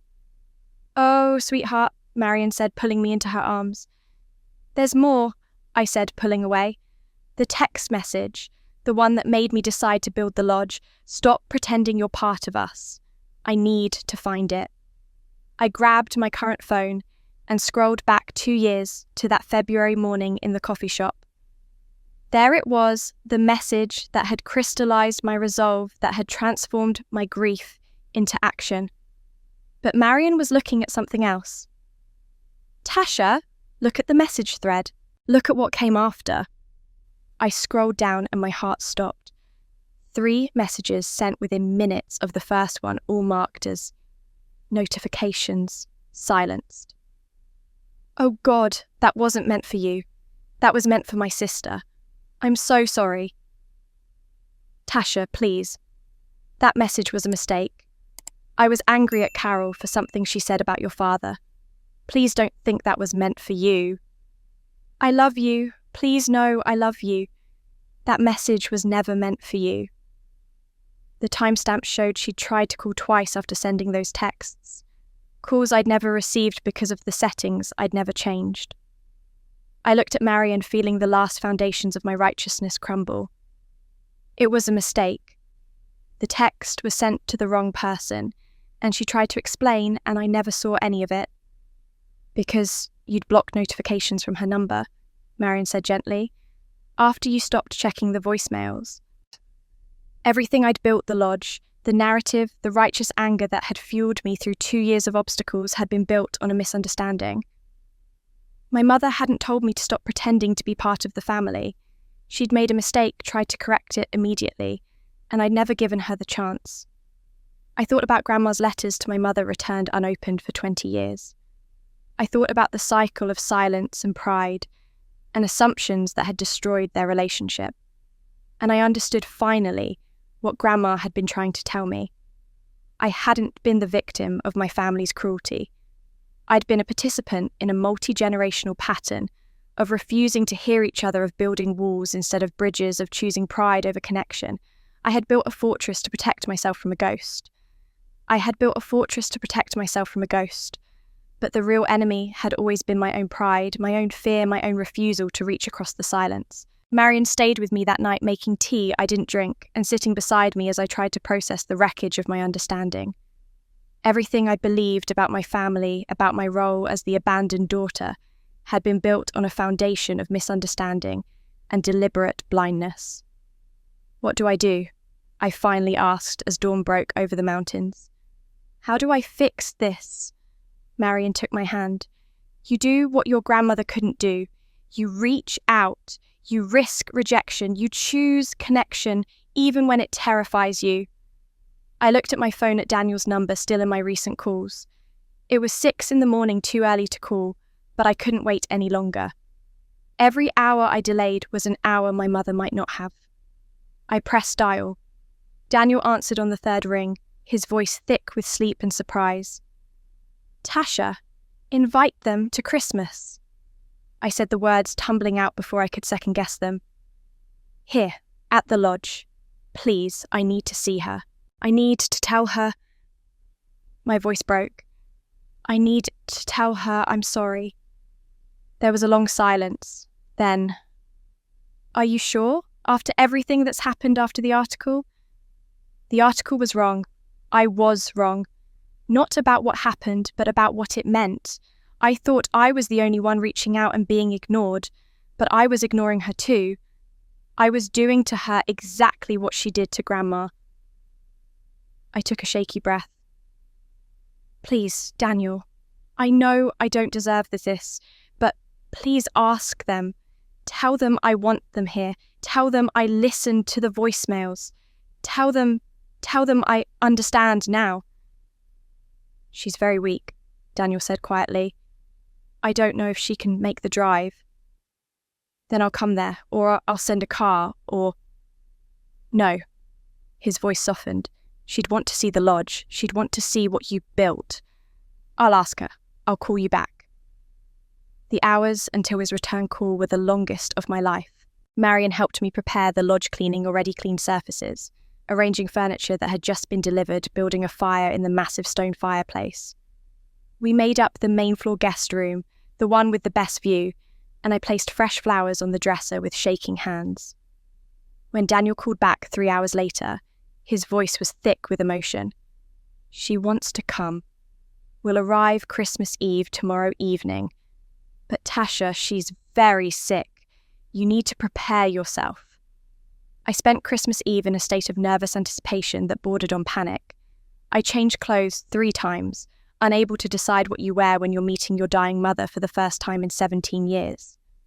I rehearsed what I'd say, though every version sounded inadequate. I'm sorry seemed too small. I love you felt presumptuous after so much time. I was wrong, didn't begin to cover the complexity of what had happened. Marion arrived in the afternoon with food she'd prepared, knowing I wouldn't have eaten. Whatever happens tonight, you're doing the right thing, she said, hugging me tightly. Eleanor would be so proud of you. Headlights appeared in the driveway, just as the sun was setting, behind the mountains painting the snow gold and rose.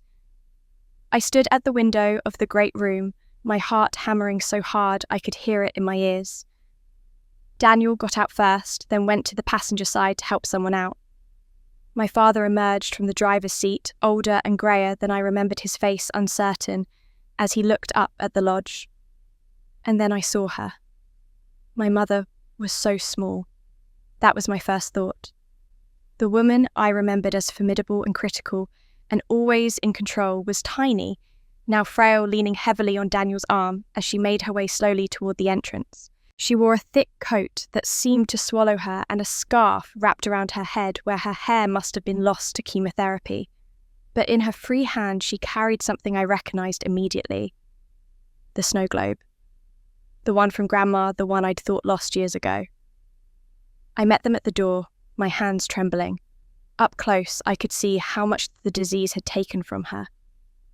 Her face was thin, her skin almost translucent, her eyes sunken but bright with tears. Tasha, she whispered, and the sound of my name in her voice after 17 years broke something open inside me. Mum, I managed. I'm so glad you came, She stepped forward away from Daniel's supporting arm and reached for me. I took her hand light as a bird's wing and felt the snow globe press between our palms. I kept this, she said, her voice barely audible. Every Christmas, I'd shake it and think of you. I'd wonder where you were if you were alone, if you'd ever forgive me. There's nothing to forgive, I said, tears streaming down my face. I was the one who... But before I could say anything, she collapsed. Time fractured into fragments, Daniel catching her before she hit the ground. My father's anguished cry. The snow globe shattering on the stone floor, artificial snow scattering like ash. My hands shaking as I called 911, my voice somehow steady even as my world fell apart. The ambulance arrived within 20 minutes, paramedics moving with practiced efficiency through the lodge. I'd built for healing, now the site of crisis. They loaded my mother onto a stretcher. Her eyes closed, her breathing shallow. I tried to go with her, but Daniel stopped me. Follow us to the hospital, he said, his face grey with fear. Dad will ride in the ambulance. I drove behind them through the dark mountain roads, Marion beside me because she'd refused to let me go alone. The ambulance lights painted the snow red and blue, and all I could think was that I'd waited too long, been too stubborn, and now I was going to lose her before I could make anything right. The hospital in Aspen was small quiet on Christmas Eve. They took Mum straight back, leaving the three of us, Daniel, Dad and me, in a waiting room, decorated with paper snowflakes and a small artificial tree. We sat in silence, strangers bound by blood and years of damage. A doctor emerged after an hour, his expression professionally sympathetic. She's stable for now, but her body is shutting down. The cancer has progressed significantly. I'm sorry, but I estimate she has maybe a week left, possibly less. The stress of travel and excitement likely triggered this episode. Can we see her? Daniel asked, his voice breaking. She's sedated right now. Let her rest tonight. You can see her in the morning. After the doctor left, the silence in the waiting room became unbearable.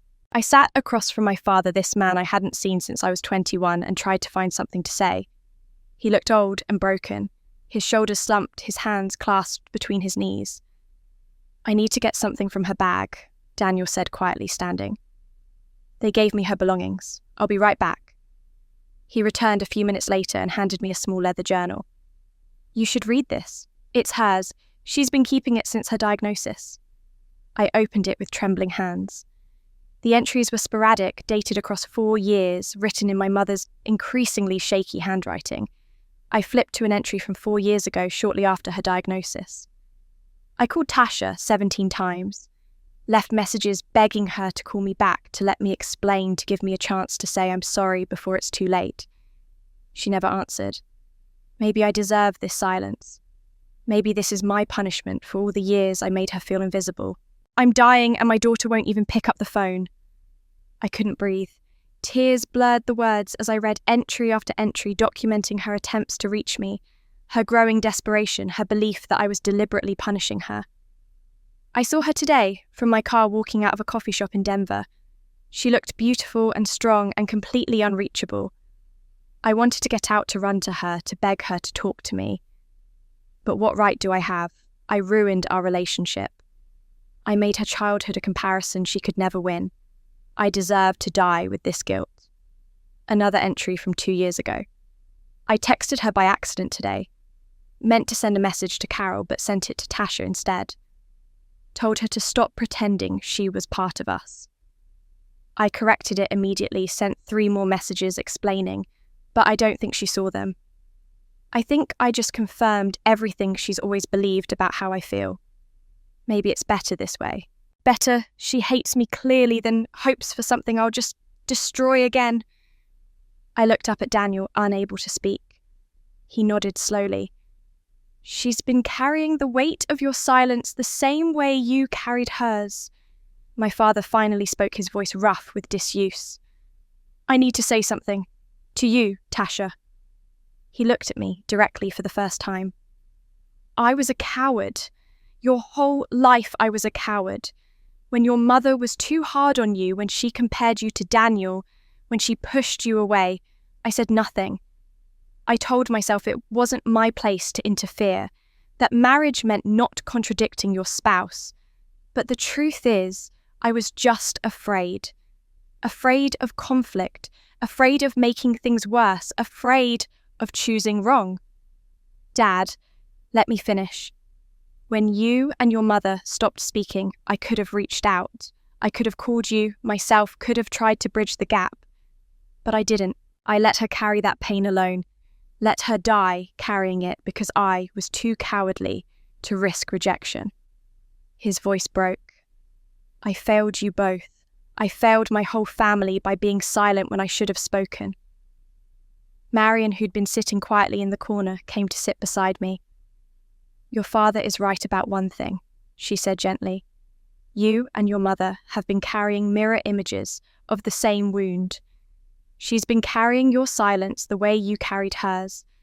2 people desperate to connect, both too afraid and too proud to keep trying. I thought about Grandma's letters returned unopened for 20 years. I thought about my mother's 17 calls deliberately ignored. I thought about the text message I'd never responded to, the voicemails I'd never checked, the notifications I'd silenced. I built the lodge to prove something to her, I whispered, to show her what she'd lost, to make her see me finally. I wanted her to drive by and feel regret. I wanted revenge. And did it work? Marion asked softly. I looked at the journal in my hands, at the evidence of my mother's anguish. I thought about her collapsing in my arms before we could speak about the shattered snow globe she'd kept for 17 years. I wanted revenge, but all I got was regret. The words echoed in my mind as I sat in that waiting room through the long Christmas Eve night, watching the sky slowly lighten beyond the windows. Daniel dozed fitfully in his chair. Dad stood at the window, his reflection ghost-like in the glass. Marion kept vigil beside me, her hand steady on my shoulder. Just after dawn, a nurse appeared. She's awake. She's asking for her daughter. My legs barely held me as I stood. Daniel stirred, started to rise, but the nurse shook her head. Just Tasha. She was very specific. The walk to her room felt endless. Each step took me closer to a conversation, 17 years overdue, to words that needed to be said before time ran out. My hands shook as I pushed open the door. Mum was propped up in bed, oxygen tubes in her nose monitors beeping softly. In the harsh hospital light, she looked impossibly fragile, more spirit than substance. But her eyes were clear when they met mine, and in them I saw fear and hope and love all tangled together. Tasha, her voice was barely a whisper. You came. I moved to her bedside, took her hand carefully. Her skin was paper-thin, cool to the touch. Of course I came. I'm so sorry it took me so long. No. She squeezed my hand with surprising strength. I'm the one who's sorry. I'm sorry for every comparison, every criticism, every time I made you feel less than Daniel. I'm sorry for being too much like my own mother, for repeating all her mistakes, even though I swore I never would. The letters, I said. I found Grandma's letters to you. All those years she tried to reach you. Mum closed her eyes, tears sliding down her temples. 20 years. 20 years I was too proud, too hurt, too stubborn to forgive her. She died while I was holding onto my righteous anger, and I never got to tell her I was sorry. Never got to tell her I loved her. She knew, I said. She left me a letter. She knew you loved her. But I never said it. And after she died, after I found all those unopened letters and realised what I'd thrown away, I promised myself I wouldn't make the same mistake with my own children. I promised I'd be different. Her voice broke. But I wasn't different, Tasha. I was exactly the same. I pushed you away just like my mother pushed me away. And when I tried to fix it, when I called you those 17 times, you wouldn't answer. It was history repeating itself, and it was all my fault. It wasn't just your fault. I was doing the same thing you did to Grandma. I was being too proud, too hurt, too stubborn to listen. I thought I was protecting myself, but I was really just building the same walls you built. Mum opened her eyes and looked at me with desperate intensity. I need you to understand something. I pushed you away because I was terrified. Terrified you'd become like me, someone who loses everyone she loves because she doesn't know how to love them right. Someone who makes her children feel invisible because that's what her mother did to her. I thought if I kept my distance, you'd escape that curse. But all I did was pass it on to you. The pieces fell into place with painful clarity. You were protecting me from your pain, but you gave me the same wound. Yes, the word came out as a sob. I gave you exactly what I was trying to save you from. And by the time I understood what I'd done, by the time the cancer made me see how little time we actually have, you wouldn't answer my calls. I thought it was punishment. I thought you hated me and I deserved it. I didn't hate you. I was just afraid that if I answered, you'd hurt me again, that it would be more criticism, more comparisons, more proof that I wasn't good enough. You were always good enough. Her grip on my hand tightened. You were always more than good enough. You were creative and strong and independent. You were everything I wanted to be but couldn't. Maybe that's why I was so hard on you, because you reminded me of all my failures. I leaned closer, my tears falling onto our joined hands. The lodge, I built it to prove something to you, to show you what you'd missed, to make you regret losing me. I saw it in the article. I saw what you created. She smiled weakly. It's beautiful. Your grandmother would be so proud. And I am proud, Tasha. I've always been proud of you. I just never knew how to say it. The article, I'm so sorry. I didn't mean to hurt you publicly. I didn't know you were sick. I didn't know you'd tried to reach me. I thought you were telling the truth, and you were. I did fail you. I did exclude you. I did make you feel unwanted. The article hurt because it was true, not because it was false. But I left out my part in it. I left out that I'd silenced your calls, that I'd ignored your texts, that I'd been too stubborn to listen. The article made me look like a victim, but I was also the villain in my own story. Mum reached up with her free hand, the motion clearly exhausting her, and touched my face. We were both the villain and the victim baby. That's what happens when pride and pain get tangled up together. That's the curse that's been running through our family for generations. Then we have to break it, I said fiercely. We have to end it here. We already have? She smiled, and for a moment I saw the mother I'd needed as a child, the one I'd glimpsed in old photographs but never knew in life. You came back, you listened, you forgave. That's how we break the curse, by choosing love over pride, even when it's terrifying. I love you, Mum. I should have said it years ago. I should have said it 17 times on 17 different voicemails. I love you. I love you too, Tasha. I always have. Every single day. We sat in silence, then hands clasped, finally connected, after 17 years of distance. The machines beeped steadily. Outside Christmas morning was breaking over the mountains. Mum's eyes drifted closed, her breathing shallow but peaceful. I'm so tired, she whispered. Rest, I told her. I'm here. I'm not going anywhere. She smiled once, then the monitor flatlined. The sound will stay with me forever, that long mechanical tone that means a heart has stopped. Doctors and nurses rushed in, but I knew it was over. I'd felt it in the vinyl squeeze of her hand, seen it in the peace that settled over her face. She'd held on long enough to say what needed to be said, and then she'd let go. Daniel found me still sitting beside her bed, an hour later, holding her cold hand, unable to make myself leave.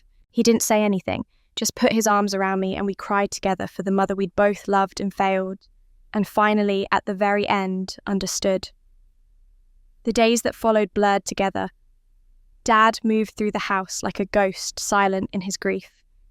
Daniel handled the funeral arrangements with characteristic efficiency, making decisions about flowers and caskets and obituaries while I floated somewhere outside my body, unable to connect with the practical realities of death.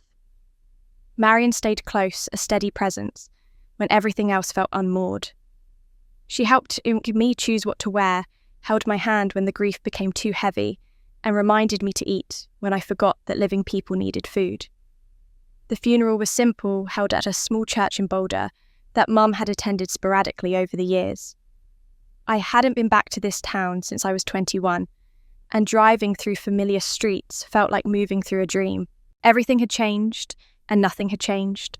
The church was half full, Mum's book club friends, neighbours, a few distant relatives I barely recognised. I saw them looking at me with curiosity and pity, this daughter who'd been absent for 17 years, who'd only returned in time to watch her mother die. When it came time for the eulogy, I walked to the front with my notes, shaking in my hands.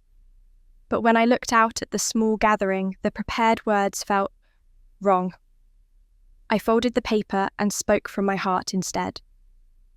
My mother and I didn't speak for 15 years. I began and felt the congregation shift uncomfortably. I could stand here and pretend otherwise could paint a picture of a relationship that didn't exist. But my mother taught me something important in her last hours, that the truth, even when it's painful, is better than comfortable lies. I told them about Grandma's 20-year estrangement from my mother, about the pattern of pride and silence that had run through our family like a genetic disease, about how my mother had tried to break that pattern, and how I'd been too stubborn to let her. She died having finally said the words that her own mother never got to say to her. I love you, I'm sorry, I was wrong. And because she had the courage to speak them, I got to say them back. That's her legacy, not the silence that came before, but the courage to break it at the end. And that's what I'm asking all of you to remember. If there's someone you love who you've pushed away, if there's someone you're too proud or too hurt or too scared to call, don't wait. Don't assume there will be time later. Don't let pride be what kills the relationship before death does. After the service, people approached me with tears in their eyes thanking me for my honesty. Several told me about their own estranged children or parents or siblings. One woman pressed a piece of paper into my hand with her daughter's phone number, whispering, "Please call her. Tell her I'm sorry." Back at my parents' house, my father's house now, we gathered for the reception. I moved through rooms I'd once known intimately, now feeling like a stranger. Daniel was in the kitchen, making coffee when I found him. "I need to give you something," he said quietly. "Mom asked me to give it to you if when she died." He handed me an envelope with my name on it in Mum's shaky handwriting. The date was from 2 weeks ago, when she must have known she was running out of time. I opened it there in the kitchen, my hands trembling. "My dearest Tasha," it read. "If you're reading this, I'm gone, and I hope we had the chance to talk before the end. There's something I need you to know, something I should have told you years ago but didn't because I was protecting Daniel's privacy. Your brother has a daughter. Her name is Emma, she's 8 years old, and she's the light of my life. Daniel's wife left 3 years ago, just walked away from both of them without explanation. He's been raising Emma alone, and I've been helping as much as I could. But now I'm dying, and he's going to need help. Real help. Emma is going to need family beyond just her father. She's a beautiful, sensitive little girl who reminds me so much of you at that age. She loves to draw, asks questions about everything, and sometimes looks so sad it breaks my heart. I'm asking you, Tasha, please take care of your brother. He's more broken than you know. And please, please love Emma. She needs someone to show her that family doesn't always leave. With all my love, Mum." I looked up at Daniel, who was staring at his coffee cup. "You have a daughter." He nodded, not meeting my eyes. "Emma. She's at a friend's house right now. I didn't want her at the funeral." "Why didn't you tell me?" "When would I have told you? We haven't exactly been talking." His voice was defensive, but also exhausted. "And it's not something you announce casually. Hey, sister I haven't seen in 17 years meet my kid, who's already been abandoned by one parent. Mum knew. Mum was helping you raise her. Mum was the only one helping me." His voice cracked. "When Rachel left, when I was completely falling apart, Mum stepped in. She'd pick Emma up from school, take her for weekends, help with homework. She was the stable female presence in Emma's life. And now she's gone and you're alone." I finished softly. Daniel finally looked at me and I saw the same exhaustion I'd seen in Mum's face, the same bone-deep weariness of someone carrying too much weight for too long. "I'm not the golden child anymore, Tasha. I haven't been for years. I'm just a single father barely holding it together, trying to raise a daughter who doesn't understand why her mother left or why her grandmother died." I thought about the lodge standing empty in the mountains built to house broken families, I thought about how I'd imagined it filled with strangers seeking healing, never considering that my own family might need it most. I inherited more than a lodge, I inherited a broken family. The words echoed in my mind as the last of the funeral guests departed, leaving the house quiet except for the ticking of the grandfather clock in the hallway. Daniel had left to pick up Emma, promising to bring her by later so I could meet her.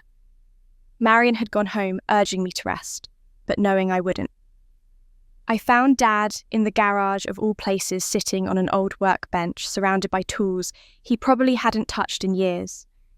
He looked smaller than I remembered, diminished by grief and age. When he saw me in the doorway, he straightened slightly as if preparing for something he'd been avoiding. "I wasn't sure you'd still be here," he said quietly. "Where else would I go?" He nodded, looking down at his hands. "I suppose we should talk. Your mother would want us to talk." Would she? I stepped into the garage, the familiar smell of motor oil and sawdust triggering memories I'd buried for years. Or would she have wanted you to talk 17 years ago, when it might have made a difference? He flinched but didn't argue. "You're right, I should have spoken up a long time ago. You said that at the hospital, that you were a coward, that you should have protected me."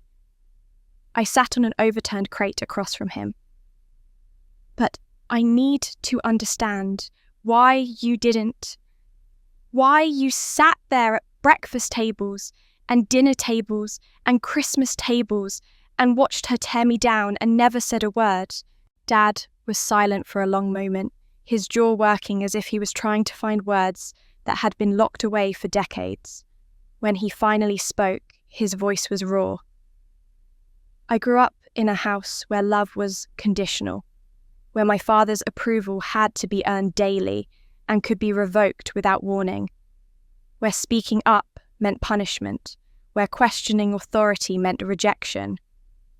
I learned early that silence was safety, that the way to survive was to keep your head down and never, ever make waves.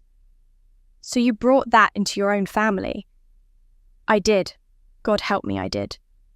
He looked at me directly for the first time. "When your mother was hard on you, when she compared you to Daniel, when she pushed you away, I told myself it wasn't my place to interfere, that marriage meant presenting a united front even when I disagreed. But the truth is simpler and uglier than that. I was afraid." Afraid of what? Afraid of her anger. Afraid of conflict. Afraid that if I took your side, she'd turn on me too. He laughed bitterly. Afraid of being pushed out of my own family the way my father pushed me out when I married your mother against his wishes. He never spoke to me again after our wedding. Died 5 years later without ever meeting his grandchildren. I lived in terror of that kind of exclusion, so I chose silence instead. "But in choosing silence, you excluded me anyway," I said. "You were so afraid of losing your place in the family that you let me lose mine." "Yes." The word came out as barely more than a whisper. "And I've lived with that knowledge every day since you left. Every Christmas, you weren't there. Every birthday that passed without hearing from you, I knew it was my fault as much as your mother's. Maybe more because I knew better. I knew what it felt like to be the invisible child, and I let it happen to you anyway." Tears were running down his face now, this man who'd spent my entire childhood locked behind walls of silence. "After you left, your mother and I barely spoke for months. We'd destroyed our daughter together, her through action and me through inaction, and neither of us knew how to fix it. When she got sick, when she started trying to call you and you wouldn't answer, she'd cry herself to sleep. And I'd lie there beside her, knowing I could have prevented all of it if I'd just been brave enough to speak up when it mattered." "Why didn't you call me yourself?" I asked. "Why didn't you reach out, try to explain?" "Because I didn't think I deserved to. Because I was ashamed. Because every time I picked up the phone to dial your number, I'd think about what I'd say, and I realised I had no defence, no excuse. I'd failed you in the most fundamental way, a father can fail a child, I didn't protect you. I didn't see you. Even when you were right there in front of me, begging with your eyes and for someone to notice, I looked away. The pain in his voice was real, undeniable, but it didn't undo the damage, didn't erase the years of feeling invisible in my own home. You didn't need to fight, I said, my voice breaking. You didn't need to argue with Mum or take my side in some big dramatic way. You just needed to see me, to tell me I mattered, to say something, anything, that let me know I wasn't crazy for feeling hurt. I know, and I didn't do any of those things. I can't change that now. I can't go back and be the father you needed. But I want you to know that I see you now, Tasha. I see what you've built, what you've overcome, what you've become. And I'm so desperately sorry that I wasn't there for any of it. We sat in silence, the gulf between us filled with 17 years of absence and a lifetime of unspoken pain. I thought about what Mum had said about breaking the curse, about choosing love over pride, even when it was terrifying. I'm angry at you, I said finally. I'm angry and I'm hurt, and I don't know if I can ever fully forgive what you didn't do. But I don't want to be like Mum and Grandma spending decades in silence, because neither of us would bend first. I don't expect your forgiveness, Dad said. I don't deserve it, but if you'll let me, I'd like to try to be the father I should have been. I know it's too late for your childhood, but maybe it's not too late for the rest. I thought about Emma, about this granddaughter he'd been helping raise while I was building my lodge in the mountains. About how everyone in this family had been broken in their own way, carrying their own wounds, perpetuating cycles they'd inherited from parents who'd inherited them from their parents. Forgiveness doesn't erase the past, I said slowly. It doesn't make what happened okay or undo the damage, but maybe it can stop the bleeding. Maybe that's all we can hope for, to stop passing the wound down to the next generation. Dad nodded, wiping his eyes. Emma, you'll meet her soon. She's a beautiful little girl who's already lost too much. Please don't let her lose you too before she even knows you. I won't, I promised. The curse ends here, with us, with her. Forgiveness doesn't erase the past, but maybe it can stop the bleeding. I was still sitting in the garage with Dad, both of us lost in the weight of what had been said when we heard the front door open and Daniel's voice calling out. My heart seized with sudden anxiety. I was about to meet my niece, this child I hadn't known existed until a few hours ago, and I had no idea what to say or how to be. Dad stood, placing a hand briefly on my shoulder. She's a good kid. Quiet, but good. Just be yourself. I followed him back into the house, my palms sweating, like I was about to give the most important presentation of my life. Daniel stood in the entryway, and beside him was a little girl with dark hair pulled back in a ponytail, wearing a blue dress that looked slightly too formal, as if she'd dressed up for something she didn't quite understand. The moment I saw her face, my breath caught. She looked exactly like I had at that age. The same wide brown eyes, the same slightly pointed chin, the same way of holding herself, shoulders slightly hunched as if trying to take up less space in the world. She was me at 8 years old, standing in rooms where I didn't quite belong, trying to be invisible and desperate to be seen all at once. Emma, Daniel said gently, his hand on her shoulder. This is your Aunt Tasha, the one Grandma told you about. Emma looked up at me with solemn eyes, assessing me the way children do, seeing things adults miss. You're the one who built the house. I did build a house, a lodge, actually, up in the mountains. I knelt down so we were at eye level, remembering how much I'd hated adults who towered over me. Your grandma told you about it. She nodded. She said it was for people who needed a place to belong. She said you were making something beautiful out of being sad. The simple wisdom of my mother's words filtered through this child's understanding made my throat tighten. That's exactly right. That's exactly what I was trying to do. Emma shifted her weight from foot to foot, a nervous gesture I recognized from my own childhood. Grandma said you didn't have a family for a long time. Like me. The words hit harder than she could have known. Like you. My mum left. Grandma said sometimes people leave, but it doesn't mean you did anything wrong. It just means they were broken in a way you couldn't fix. She looked down at her shoes. But now, Grandma left too, and I know she didn't want to, but she's still gone. I glanced up at Daniel, who was looking at his daughter with such naked pain that I had to look away. When I turned back to Emma, I saw tears gathering in her eyes, though she was clearly fighting to hold them back. "You're right," I said softly. "Your grandma didn't want to leave you. She loved you very much. And your mum, that wasn't your fault either.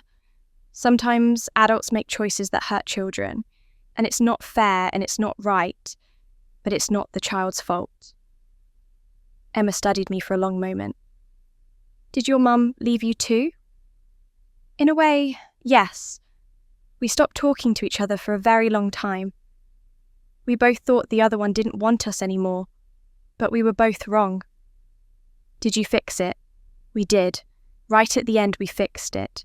We told each other the truth, and we said we were sorry, and we said we loved each other." "I'm glad." Emma's voice was barely a whisper. "I'm glad you got to fix it before she died." The simplicity of her compassion, this child who'd lost so much offering comfort to me, nearly undid me completely. I reached out slowly, giving her time to pull away, if she wanted, and touched her hand. She didn't pull away. "Emma," I said carefully, "your dad told me you've been staying with Grandma a lot, that she helped take care of you. She picked me up from school every day. We'd make cookies and she'd help me with homework, and sometimes we'd just watch movies and she'd let me fall asleep on her lap." The tears were falling now, and she wasn't trying to stop them anymore. "Who's going to pick me up from school now?" Daniel made a sound like he'd been punched. I looked up at him, saw him struggling to hold himself together for his daughter's sake. "Your dad will," I said, "and your grandpa, and maybe if you want I could sometimes too." Emma's eyes widened. "You would do that." "I would, if it's okay with your dad." "It's more than okay," Daniel said, his voice rough. "Emma, honey, can you give Aunt Tasha and me a minute? Grandpa's in the kitchen. Maybe he can find you some of those cookies Grandma kept in the blue tin." Emma nodded and left the room, and the moment she was gone, Daniel sank onto the couch like his legs wouldn't hold him anymore. "I'm drowning, Tasha. I don't know how to do this without Mum. I don't know how to help her grieve when I'm barely holding myself together. I don't know how to be both parents when I barely figured out how to be one." He looked at me with desperate eyes. "I know I don't deserve your help. I know I tried to stop you from building the lodge, that I made your life harder when you were trying to do something good. But Emma, she deserves better than what I can give her alone. She deserves family." I thought about the lodge standing empty in the mountains, waiting to fulfill its purpose. I thought about Grandma's words, "Build a home where broken hearts can heal." I'd assumed she meant strangers, people I didn't know, families I could help from a safe distance. But maybe she'd meant this family, my family, this niece who looked like me, who carried the same wounds I'd carried, who was standing at the same crossroads I'd stood at when I was her age. "She's not invisible," I said more to myself than to Daniel. "I won't let her be invisible." Daniel looked at me confused. When I was Emma's age, I felt invisible. Like I was taking up space that was meant for someone else, like nobody really saw me or cared if I was there. And I can see it in her, that same feeling. The way she tries to make herself smaller, the way she watches to see if she's allowed to exist in a space. I met his eyes. She's not going to grow up feeling that way. Not if I can help it. "What are you saying?" "I'm saying she can come to the lodge. Both of you can. As often as you want for as long as you need. I built it for broken families, and we're about as broken as they come." I smiled sadly. Maybe this was why Grandma left me the lodge. Not for strangers. For us. For Emma. Maybe this was why Grandma left me the lodge. The realization stayed with me as I drove back to Aspen 3 days after the funeral, the mountains rising around me like guardians. The new year had arrived quietly, without celebration, marked only by the turning of a calendar page. I'd spent those days in Boulder, helping Dad sort through Mum's things, watching Emma from a distance as she navigated her grief with the resilience of children who've learned too young that loss is part of life. Now I stood in the lodge's great room, finally empty of construction debris, ready to become what it was meant to be. The massive fireplace dominated one wall. The windows framed the snow-covered mountains, and the space felt simultaneously vast and intimate, designed for both solitude and gathering. My phone rang. Daniel. "I need to talk to you," he said without preamble. "At the lodge. Is now okay?" He arrived an hour later, parking his car in the newly paved lot and walking toward the entrance with the hesitant steps of someone approaching something sacred. I met him at the door, and we stood for a moment in awkward silence. "It's beautiful," he finally said, looking around the great room. "Even more beautiful than the photos in the article." "Thank you. I came to ask you something." He took a deep breath. "I want to work here, at the lodge, not as a consultant or an investor, as staff, maintenance, groundskeeping, whatever you need." I studied his face, trying to understand. "You have a job, Daniel, a career. Why would you want to do maintenance work?" "Because I need to learn something I've never learned. How to serve instead of being served. How to take care of something that isn't about my success or my image." He met my eyes. "And because Emma needs to be here. She needs to see what family can look like when it isn't broken, and I need to earn the right to be part of that." "You're her father. You don't need to earn the right to be with your daughter." "Don't I?" His voice was bitter. "I've been a terrible father, Tasha. I've been so focused on keeping up appearances, on being the successful consultant, on proving I was worth all the praise Mum and Dad heaped on me, that I barely noticed when my wife was falling apart. When she left, I was shocked, like I hadn't seen it coming for years. And Emma, she's been grieving the loss of her mother, and I've been so wrapped up in my own shame that I haven't been there for her the way she needs. That's not, let me finish. Please." He walked to the windows, looking out at the mountains. "I need to tell you the truth about why I tried to stop you from building this place. The whole truth, not the version I told you before." I waited, sensing this was important. "When Dad saw the permits for your lodge, when he realized what you were doing, he called me in a panic. He said if you succeeded, if you built this beautiful place and became somebody in your own right, you'd never come back to the family. That we'd lose you forever. He was terrified that your success would be the final proof that you didn't need us, that we'd driven you so far away you'd never return. So, he asked you to stop me. He asked me to try to talk sense into you, to protect the family from embarrassment if you failed. But I turned it into something else. I contacted your suppliers, your contractors. I planted seeds of doubt. And I told myself I was protecting you, protecting the family, but the truth is much uglier than that." "What's the truth?" Daniel turned to face me, and I saw tears in his eyes. "I was terrified you'd succeed, because if you did, it would mean you'd overcome everything we did to you. You'd prove that you didn't need the family approval I'd spent my whole life chasing, and that would make my entire life, all that performing, all that pressure, all that golden child perfection, meaningless. If you could thrive without us, what was the point of all my suffering to stay part of us?" The confession hung in the air between us, raw and honest, in a way Daniel had never been. "You were protecting your guilt," I said softly. "If I failed, it would confirm that family approval mattered, that being the golden child was worth something. But if I succeeded, it would mean you'd wasted your life chasing something that wasn't real." Yes, the word was barely a whisper. And I'm so sorry, Tasha. I'm sorry for trying to sabotage you, for making everything harder, for letting my own insecurity turn me into someone who'd hurt his own sister. I don't deserve your forgiveness. I don't deserve to be part of what you're building here. But Emma deserves it, and I'm begging for the chance to earn it. I looked at my brother, this man I'd envied and resented for decades, and saw him clearly for the first time. He wasn't my enemy. He was another casualty of the same broken system, trapped in a different cage. Here's my offer, I said. You can work here, maintenance like you said, but not for money. For 2 years you work here unpaid.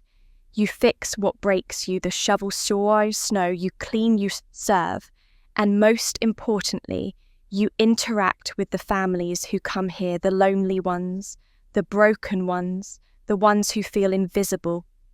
You learn their stories, you see them. I'll do it.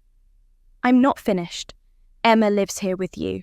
She gets her own room. She goes to school nearby and she becomes part of this community.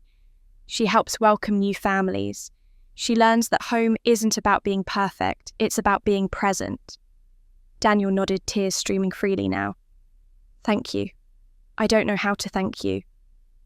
You thank me by changing, by becoming the father Emma deserves and the brother I needed, by learning empathy through service instead of talking about it from a position of privilege. He stepped forward and embraced me, and I let him, feeling the years of competition and resentment begin to dissolve into something more complicated. Not forgiveness yet, but the possibility of it. Why are you doing this? He asked when we pulled apart. After everything I did, why give me this chance? I thought about it carefully before answering. Because revenge isn't punishment, it's teaching. And the best revenge isn't making you suffer. It's helping you become better than the person who hurt me. Revenge isn't punishment, it's teaching. The words became my guiding principle as January unfolded. Daniel and Emma moved into the lodge at the end of the first week, Daniel taking a modest room in the staff wing, while Emma got one of the family suites with windows that looked out over the mountains. Watching her explore her new space, seeing the wonder in her eyes as she claimed it as her own, reminded me why I'd built this place. Dad stayed in Boulder, and for the first 2 weeks, we spoke only briefly on the phone. Polite conversations about logistics when Daniel would put the family house on the market, what to do with Mum's belongings, the practical details of death and dissolution. He sounded hollow, and I worried he was sinking into the same paralytic silence that had defined him for so long. Then, on a Tuesday afternoon, he called with something different in his voice. Purpose, maybe. Or fear masquerading as purpose. I've made a decision, he said. I'm selling the house. It's too big for one person, and it's full of ghosts. I've already contacted a realtor. That's probably wise, I said carefully. Are you going to look for something smaller nearby? I am. A 1-bedroom apartment downtown. I don't need much space. And, Tasha, I've done something else. Something I need to tell you about before you hear it from someone else. My stomach tightened. What did you do? I contacted the community centre in Boulder, the one your mother used to volunteer at. They have a speaker series about family issues, mental health, that sort of thing. I asked if I could speak about silence, about how my inability to speak up destroyed my family. I sat down stunned. You're going to speak publicly about our family, about my failures as a father? Yes. His voice shook slightly.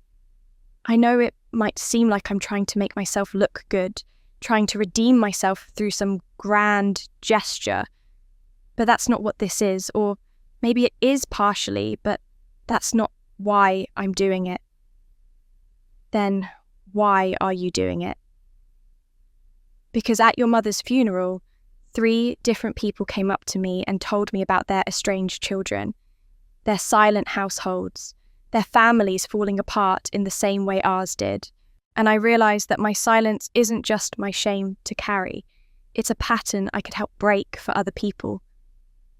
I can't undo what I did to you, but maybe I can help some other father see his daughter before it's too late. The talk was scheduled for the last Saturday in January. Dad didn't ask me to come, which I respected, but Marion saw the flyer at the community centre and called to tell me about it.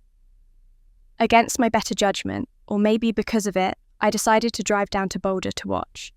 The community centre was modest, a low brick building that smelled like coffee and old books. The meeting room held maybe 50 people, mostly middle-aged and older, sitting in folding chairs arranged in neat rows. I slipped into the back just as Dad took his place at the podium. He looked smaller than I remembered older, but there was something in his bearing I'd never seen before. Not confidence exactly, but a kind of quiet determination. "My name is Thomas Morrison." He began, his voice steady despite the tremor in his hands. "And I destroyed my relationship with my daughter through silence." For the next 40 minutes he told our story. Not defensively, not making excuses, but with brutal honesty about his own cowardice. He talked about growing up with a father who wielded love like a weapon, and how that taught him to fear conflict more than he loved his children. He talked about watching his wife push me away and saying nothing, about the Christmas parties I wasn't invited to, the comparisons I endured, the years of feeling invisible, all of it happening while he sat silent at the dinner table. "I told myself I was keeping the peace," he said, his voice breaking, but there was no peace. There was just my comfort purchased at the price of my daughter's pain. And when she finally left, when she stopped trying to be part of a family that had never made room for her, I told myself it was her choice, her decision to cut us off. I made myself the victim of her anger instead of acknowledging that I was the architect of her absence. He talked about Mum's death, about the 17 phone calls I'd never answered because Mum and I had both been too proud and too hurt to keep trying. About how he could have bridged that gap at any time, but chose silence instead. My wife died with regrets that might have been healed if I'd been brave enough to pick up the phone and call my daughter myself. If I'd been willing to admit my failures instead of hiding behind my wife's mistakes. And I have to live with that knowledge for whatever time I have left. He paused, looking out at the audience. If you're sitting here tonight and there's someone, you've been silent with a child, a parent, a sibling, please learn from my mistake. Don't wait for them to make the first move. Don't tell yourself it's not your place to interfere or that speaking up will make things worse. The silence is already making things worse. The silence is the worst thing. When he finished, the room was quiet for a long moment. Then people began to stand one by one asking questions. A father asked how to apologize to a son he hadn't spoken to in 8 years. A mother asked if it was too late to reach out to a daughter who'd cut off contact.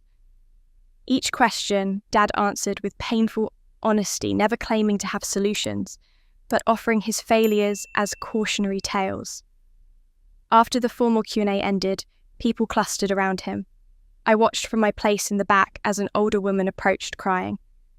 She said something I couldn't hear and Dad listened, then gently took her hands. She nodded, wiping her eyes, and I saw her pull out her phone with shaking hands. Later, as the crowd dispersed, the woman found me at the back of the room. "You're his daughter, aren't you? I can see the resemblance." "I am. I just called mine my daughter. We haven't spoken in 6 years. Because of something so stupid. I can't even remember what started it. Your father, what he said tonight, it made me realize I was doing exactly what he did. Waiting for her to apologize first. Protecting my pride instead of protecting our relationship." She grabbed my hand. "Thank you. Thank you for being here, for being part of his story. You just saved my relationship with my daughter." I drove back to Aspen that night with tears streaming down my face, understanding something fundamental. My father hadn't asked for my forgiveness. He hadn't made his redemption about earning my approval or restoring our relationship. He'd taken his failure and transformed it into something that might prevent other families from making the same mistakes. My father found redemption not by asking for mine, but by helping others. His journey toward redemption inspired me, but it didn't pay the bills. By early February, the financial reality of running the lodge had become impossible to ignore. The heating costs alone were staggering. Keeping a building this size warm through a Colorado winter consumed money faster than I'd imagined. Insurance, utilities, property taxes, supplies, the modest stipend I was paying, the small staff I'd hired, it all added up to an operating budget that far exceeded what I'd projected. I sat at my desk in the small office I'd created off the great room spreadsheets open on my laptop, trying to make numbers add up that stubbornly refused to cooperate. At this rate, I'd be bankrupt by summer. The lodge would have to close before it had really begun, before it could serve the purpose Grandma had envisioned. Marion found me there past midnight, having let herself in with the key I'd given her. She took one look at my face and sat down across from me. "How bad is it?" "Bad. I have maybe 4 months of operating capital left. After that, I shrugged, too tired to even feel the full weight of the failure. After that, I'll have to sell it or close it or turn it into something else, something that actually makes money instead of hemorrhaging it." "You could charge guests, make it a real resort instead of a charity." "Then it wouldn't be what Grandma wanted. It wouldn't be a home for people who have nowhere else to go. It would be just another luxury lodge for people who can afford luxury." I closed the laptop. Maybe I was naive to think this could work. Maybe beautiful ideas don't survive contact with reality. Or maybe you need to let people help you, Marion said gently. "You've spent your whole life trying to do everything alone. What if you asked for support? From who I've already spent Grandma's inheritance, I don't have anything left to ask for. From the community that's been watching you build this, from the people whose lives you're already changing, from everyone who believes in what you're creating here." The idea felt impossible, too vulnerable. Asking for help meant admitting I couldn't do it alone, meant risking rejection, meant opening myself up to judgment about my failure to plan properly. But as I looked around the lodge at the beautiful space that was already giving Emma a sense of home, that was already welcoming lonely families, that was already becoming what it was meant to be, I realised Marion was right. The next week, I did something terrifying. I wrote an honest post on the lodge's website and social media explaining the financial situation. I didn't make excuses or sugarcoat the reality.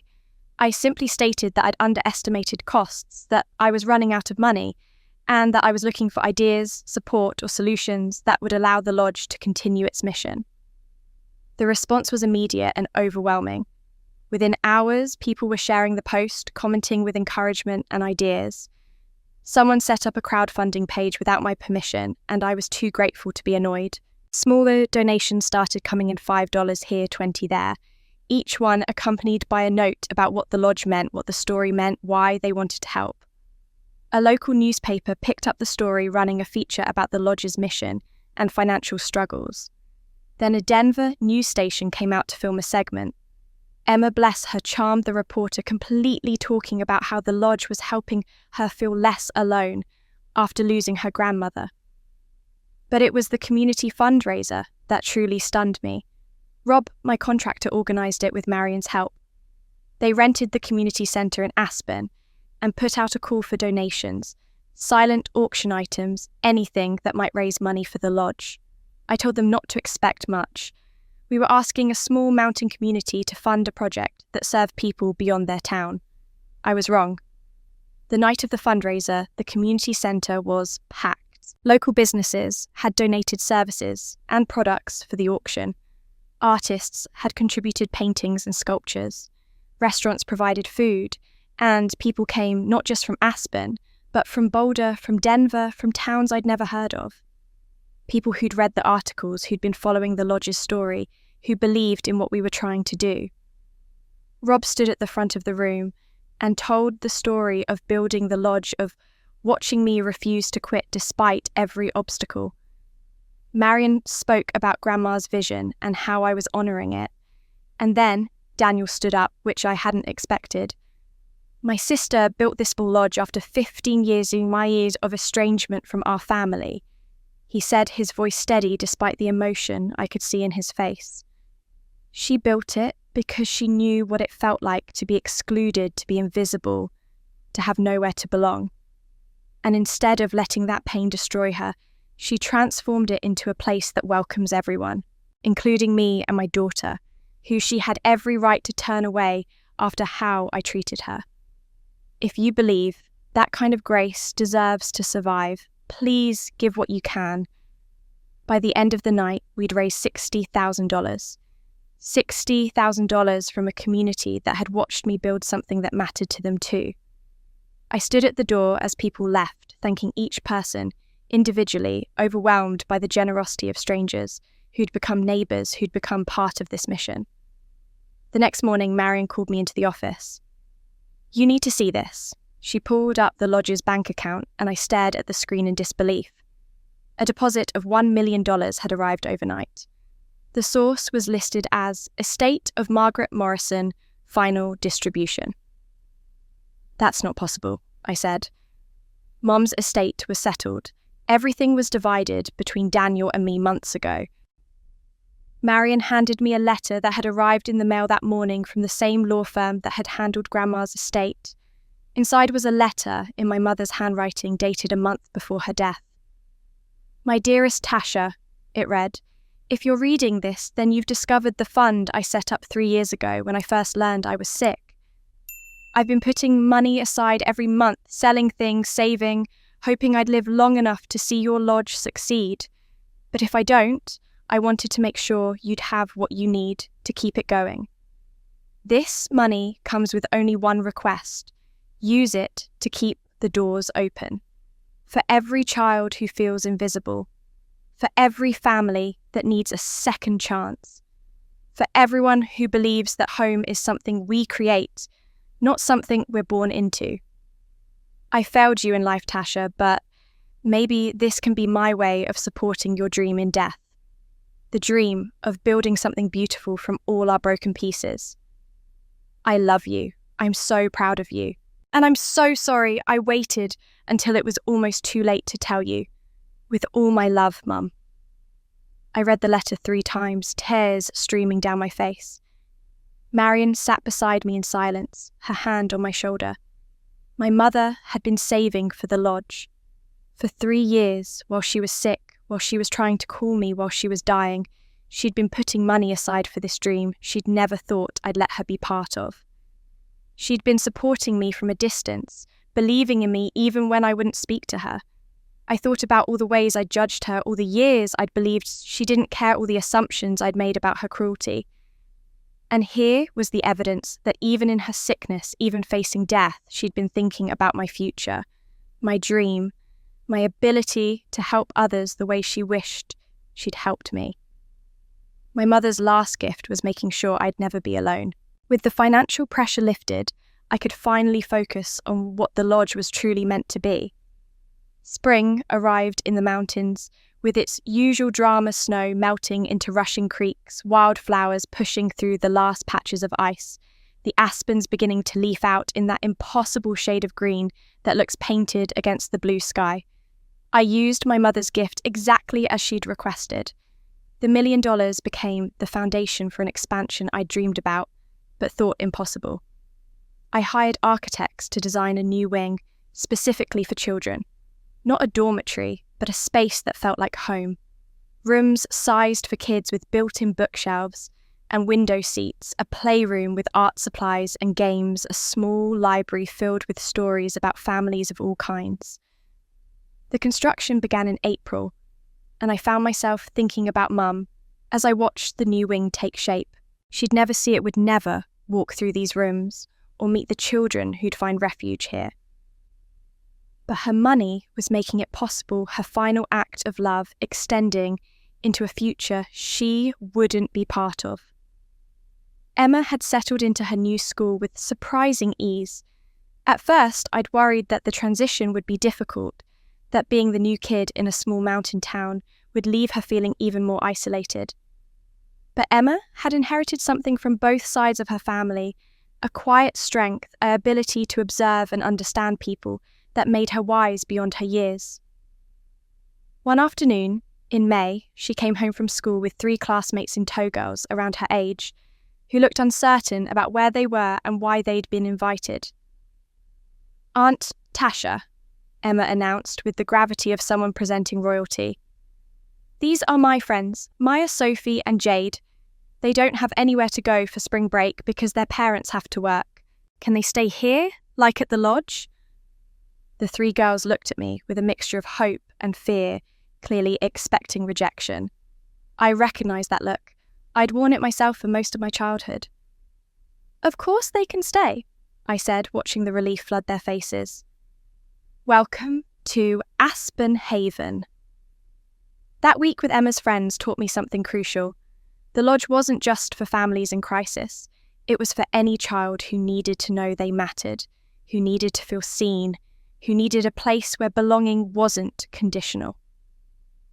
Emma, who'd felt so invisible in her own life, had become the lodge's ambassador, collecting lonely children the way some kids collect rocks or stickers. By summer, she'd invited half her class at various times. Some came for weekends, some for longer stays when family circumstances made home difficult. Emma showed them around, taught them where everything was, and most importantly, she sat with them in the quiet moments when grief or loneliness threatened to overwhelm. She understood their pain because she'd lived it, and her presence told them they weren't alone. Daniel had transformed over those months in ways I wouldn't have believed possible if I hadn't witnessed it. The polished consultant who'd always had the right answer for every problem had become someone who knew how to sit in silence with a grieving parent, how to fix a broken door hinge without complaint, how to listen without offering solutions. He worked from dawn until evening, maintaining the property, helping with meals, doing whatever needed doing. I watched him one morning in June teaching a young boy how to change a tyre. The boy's father had left 6 months earlier and he was angry about everything, lashing out at anyone who tried to help. But Daniel had somehow reached him, had somehow communicated through the shared work of mechanical tasks that some things can be fixed, even when others can't. "You were good at that," I told Daniel later as we sat on the porch watching the sun set behind the mountains. "I wasn't always," he admitted. When Rachel first left, when Emma would cry for her mother, I had no idea what to do. I'd try to fix it, try to explain it away, try to make it better with logic and planning. It took Mom's death to teach me that sometimes people don't need you to fix things. They just need you to be present while things are broken.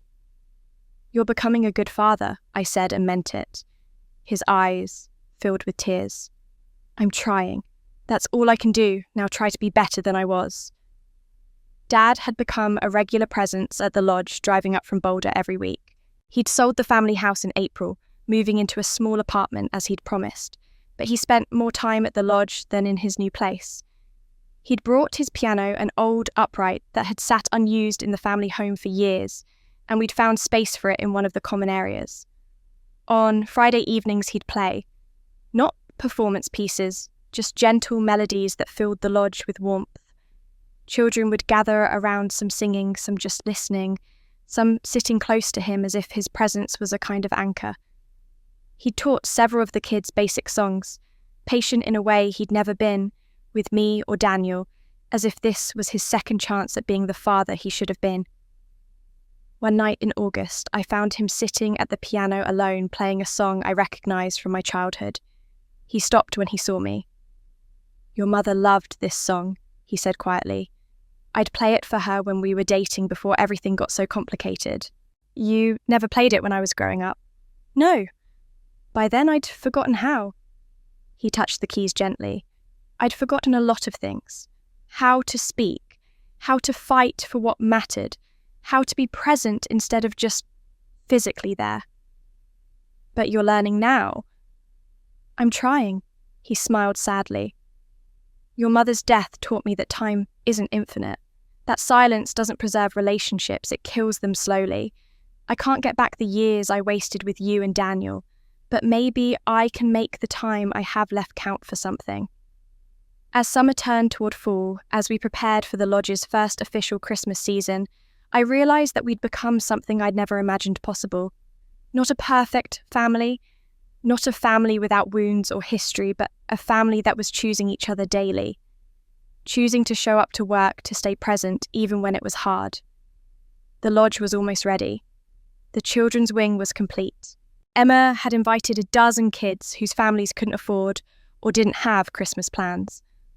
Daniel and Dad had been planning the menu and decorations for weeks. Marion had organised volunteers from the community to help. Everything was in place for the Christmas I'd been building toward for 2 years.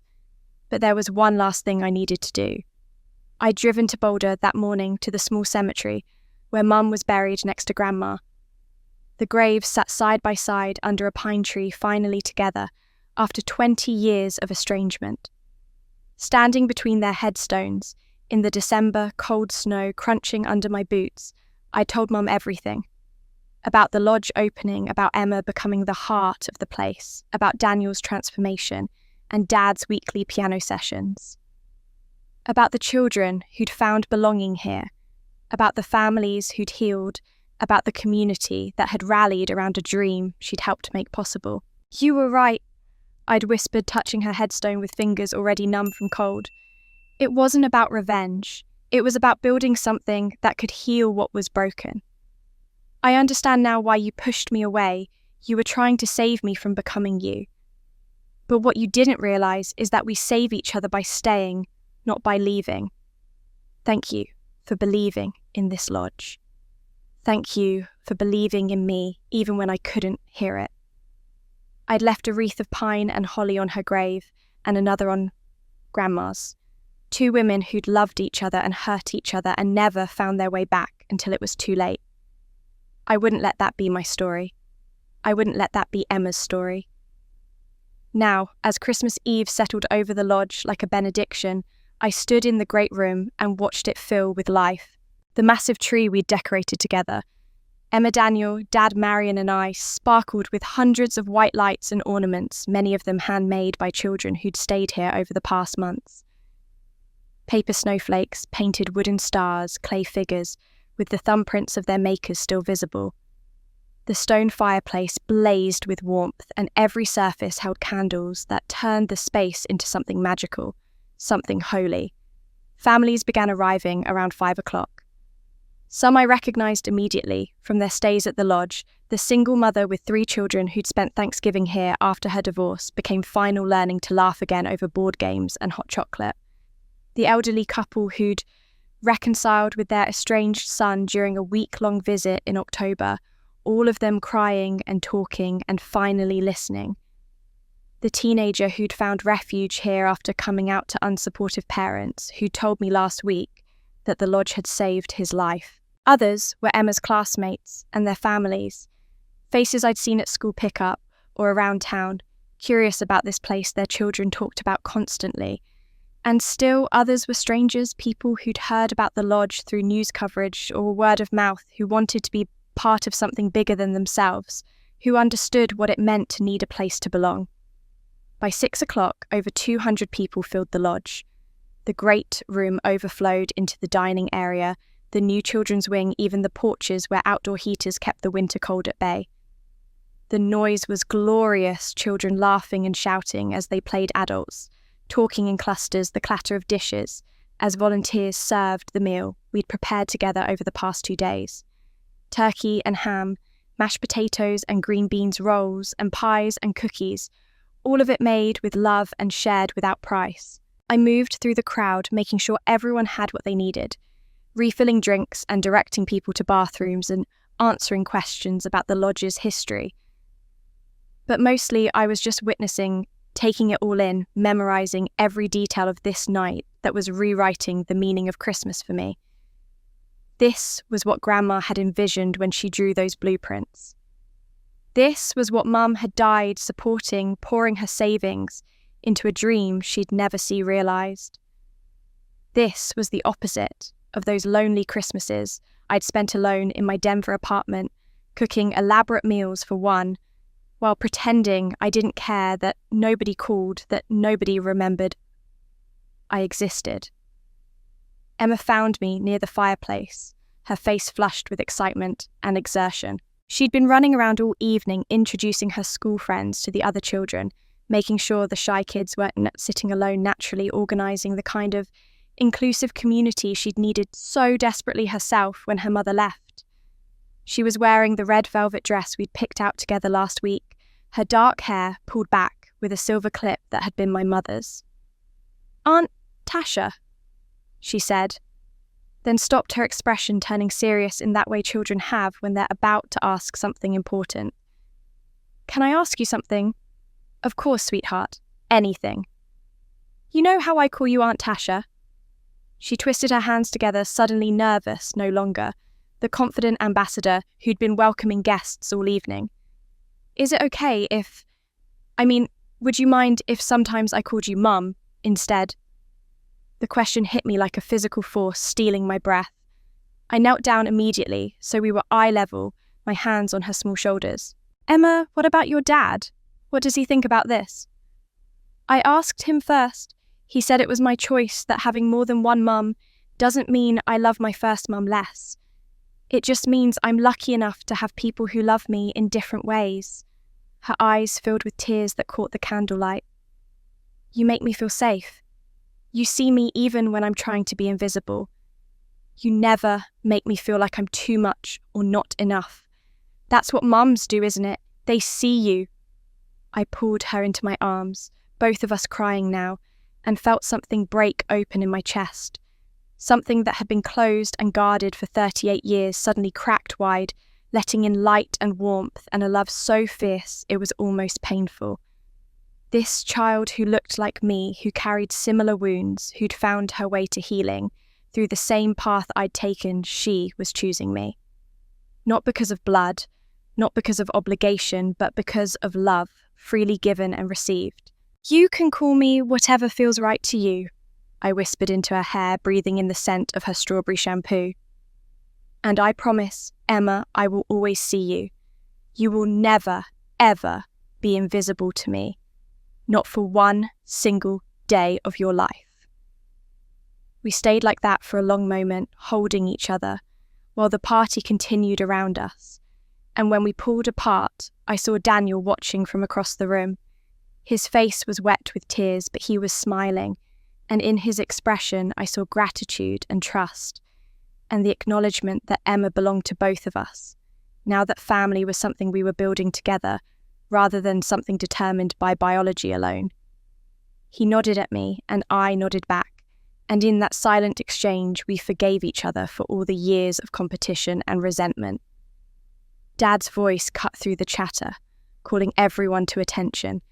He sat at his upright piano in the corner, the one he'd brought from the family home, his hands poised over the keys. The room gradually quieted, conversations trailing off as people turned to look. 40 years ago, he said, his voice carrying through the now silent room with surprising strength. "I stopped playing music because I forgot how to feel joy. I let silence take over my life, not just in music, but in all the ways that mattered. I stopped speaking up, stopped fighting for what I believed in, stopped protecting the people I loved. Tonight, in this place my daughter built from the ruins of our family's mistakes, I'd like to play again. For everyone who's ever felt invisible, for everyone who's ever believed they didn't belong, for everyone who's finding their way home." His fingers touched the keys, and the opening notes of Silent Night filled the lodge, each note clear and intentional. His voice, rough from disuse but sincere, began to sing. Daniel joined in immediately, his voice blending with Dad's in harmony. Then Emma, her clear soprano rising above both of them. Marion added her voice from where she stood near the tree. Then others, until the entire room was singing together. 200 voices united in a song about peace and hope and holy nights. I stood frozen, unable to sing, unable to do anything but stand there, overwhelmed by the reality of this moment. My father and brother, who hadn't sung together since I was a child, their voices joined. Emma calling me Mum. 200 people gathered in a space I'd built from nothing, all of them connected by the simple truth that everyone deserves to belong somewhere. This was my first real Christmas in 17 years. Not the holiday of my childhood weighted with criticism and comparison, and the constant feeling of not measuring up. Not the silent, lonely Christmases of my 20s and 30s spent pretending I preferred solitude. This was something entirely new. A Christmas defined by chosen family, by radical welcome, by the courage to build something beautiful from broken pieces. As the song ended, someone started, "O come all ye faithful," and then "Joy to the world." The children performed a play they'd rehearsed with Marion, telling the story of different kinds of families finding each other. We ate together, laughed together, sat by the fire together as snow began to fall outside the massive windows covering the mountains in fresh white. Near midnight, as families with young children began to bundle up and head home, Emma climbed into my lap where I sat by the fire. She was nearly asleep, exhausted from the excitement and emotion of the day, her head heavy on my shoulder. "This was the best Christmas ever," she murmured, her eyes already closing. "Thank you for building this place. Thank you for letting us be part of it. Thank you for teaching me what family really means," I whispered back, kissing the top of her head. Daniel sat down beside us and Dad joined us on the other side. Marion took a photo of us there by the fire, 3 generations of damaged people who'd found their way back to each other with a child in the centre, who represented the healing of old wounds and the promise of new beginnings. But the greatest gift was still to come. Christmas morning arrived soft and quiet, the lodge peaceful after the previous night's celebration. Most guests had gone home, but Emma had fallen asleep in her room here, and Daniel and Dad had stayed overnight rather than make the drive back to their apartments. I'd woken early and made my way to the great room where embers still glowed in the fireplace. I sat facing the windows, watching dawn break over the mountains, painting the snow-covered peaks in shades of pink and gold. This was the view Grandma had imagined when she designed this place. Footsteps behind me. Daniel appeared carrying 2 mugs of coffee. He handed me one and sat beside me, both of us looking out at the mountains before he spoke. "I've been thinking about something for a while now," he said quietly. "Actually, I've been working on it for months. I just didn't know when the right time would be." "What is it?" He turned to face me, vulnerability clear in his expression. "I'm not a good father, Tasha. I know you'll probably argue, tell me I'm doing better. And maybe that's true. But Emma needs more than I can give her alone. She needs someone who sees her the way you do, someone who understands what it's like to feel invisible and is determined to make sure she never feels that way. Daniel, you're doing great with her. Let me finish, please." He set his coffee down, hands shaking slightly. "When Rachel left, Mum was the one who saved us. She gave Emma the maternal presence I couldn't provide. When Mum died, I was terrified I'd fail Emma completely. But then you came back into our lives." He paused, gathering courage. "Because of you, Emma lights up in a way she never has with me. Last night when she asked if she could call you Mum, I saw her choosing someone who sees her. That's what love looks like. Not ownership, not biology, just seeing and being seen." I waited, sensing more was coming. "I've been talking to lawyers for 2 months, he continued. "I don't know how to heal Emma from all the loss she's experienced. But I know you do. I'm asking you to let me share the responsibility of raising her, not as her aunt who helps out, but as her legal guardian.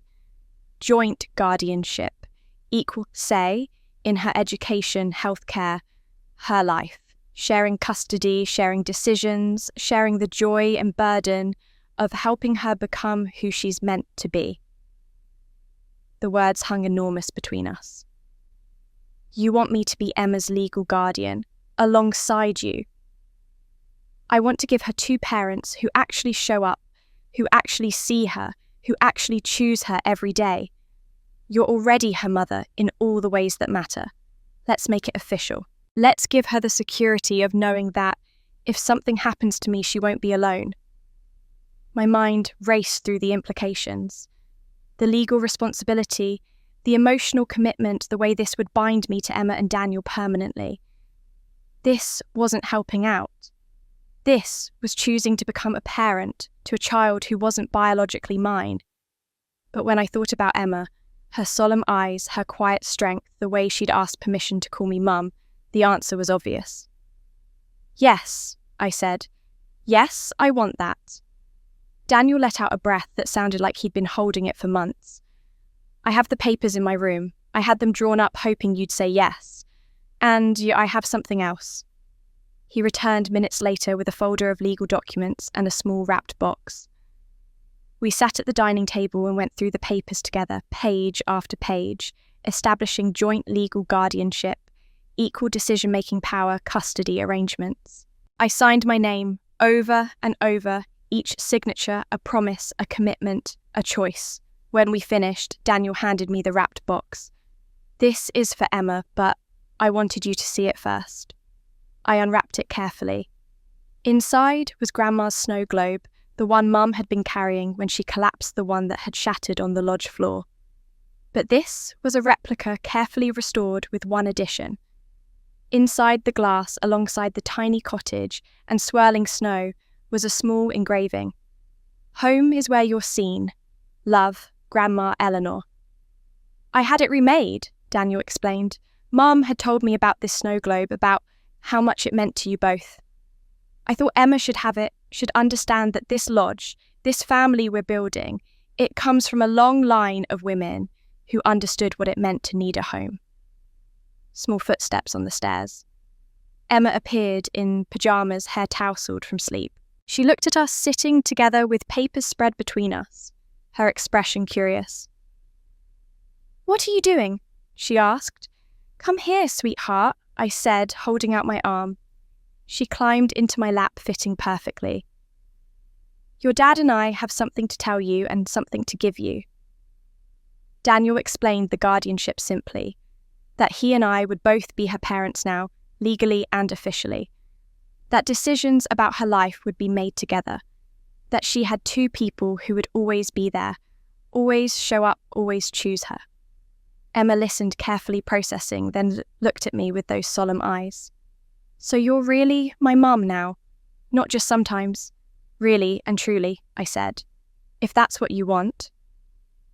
"It's what I want." She said it with such certainty my heart ached. Daniel handed her the wrapped box. "This is from all of us. From me, from Mom, Tasha, and from your Grandma Margaret and great-Grandma Eleanor." Emma unwrapped it slowly, careful with the paper. When she saw the snow globe, her eyes widened. She shook it gently, watching the snow swirl, then read the engraving aloud, sounding out the bigger words. "Home is where you're seen," she repeated. Then she looked up at me, and at Daniel, and at the lodge around us. This place built from broken pieces, this space created from pain and transformed into healing. She looked at me and said, "Grandma was right. You did build us a home." 5 years have passed since that Christmas morning, and those words have proven truer with each season. The lodge has become something beyond what I imagined featured in magazines and documentaries studied by therapists, visited by people from across the country who want to understand how broken families can heal. But the real story isn't in the press coverage. It's in the quiet moments, the small transformations, the daily choice to see each other and stay present, even when it's hard. I'm 43 now, sitting in my favourite chair by the fireplace, on a December afternoon. Outside, snow falls steadily. Inside, the lodge hums with life, children playing, families gathered in common areas, dinner being prepared in the kitchen, where Daniel has learned to cook with surprising skill.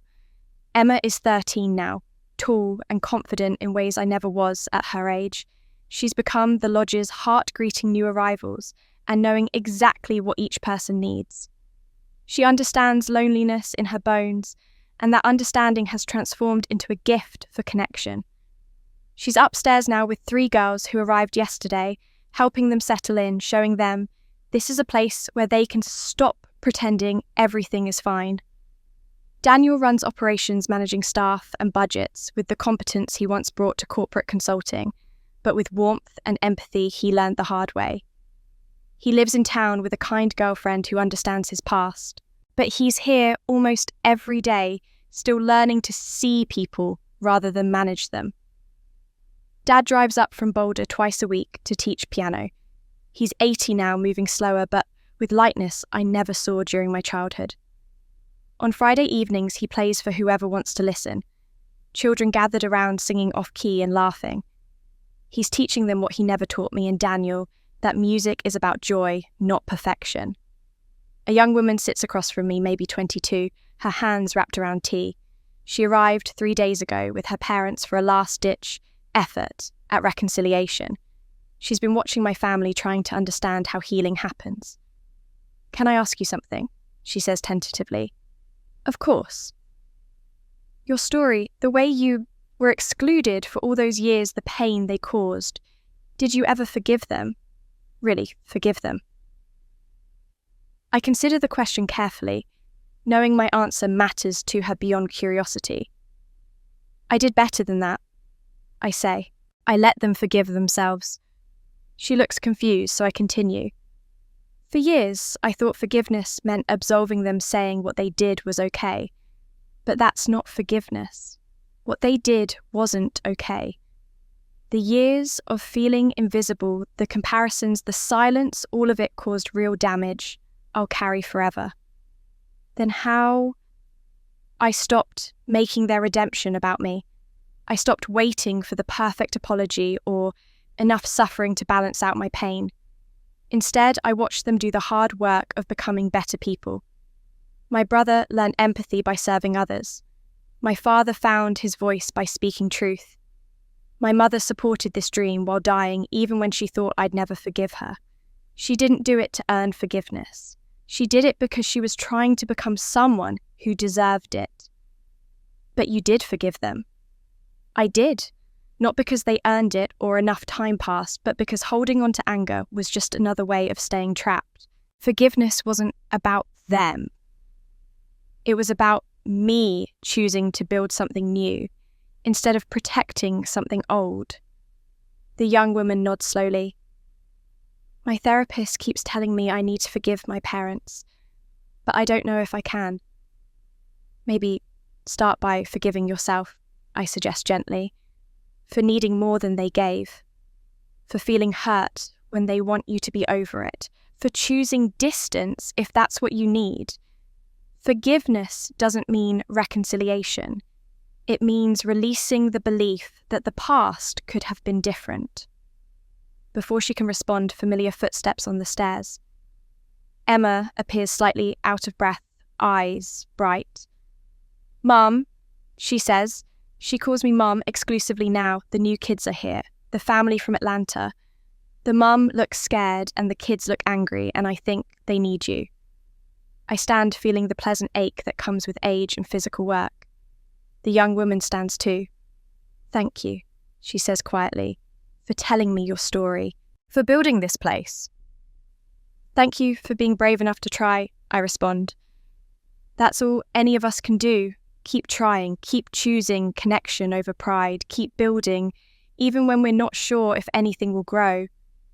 I take Emma's hand, warm and strong in mine, and we walk toward the entrance where a new family waits, uncertain and hoping, looking for a place where they might finally be seen. Through the windows, I watch snow fall steadily, each flake catching warm light from inside before disappearing into dusk. This view never gets old, the mountains eternal, the snow rewriting the landscape, light from the lodge spilling into darkness like a promise that warmth exists, that home is possible, that broken things can be made whole. Dad is at the piano playing something soft and welcoming. Daniel appears from the kitchen, ready to help. Marion sits in her usual corner, watching with the satisfied expression of someone who's lived long enough to see impossible things become real. This is what Grandma envisioned. This is what Mum supported with her final gift. This is what I built from the wreckage of exclusion and pain and years of feeling invisible. But here's what I've learned, what I tell every family that comes through these doors. What I'm teaching Emma, what I hope echoes long after I'm gone. I didn't build this lodge from revenge or anger. though those things were part of the fuel. I built it from something deeper and more powerful. I built it from the choice to break a pattern that had destroyed 2 generations. I built it from the decision to create space for healing, even when I wasn't sure I deserved it. I built it from the belief that family is something we build through daily choice, not something we're simply born into.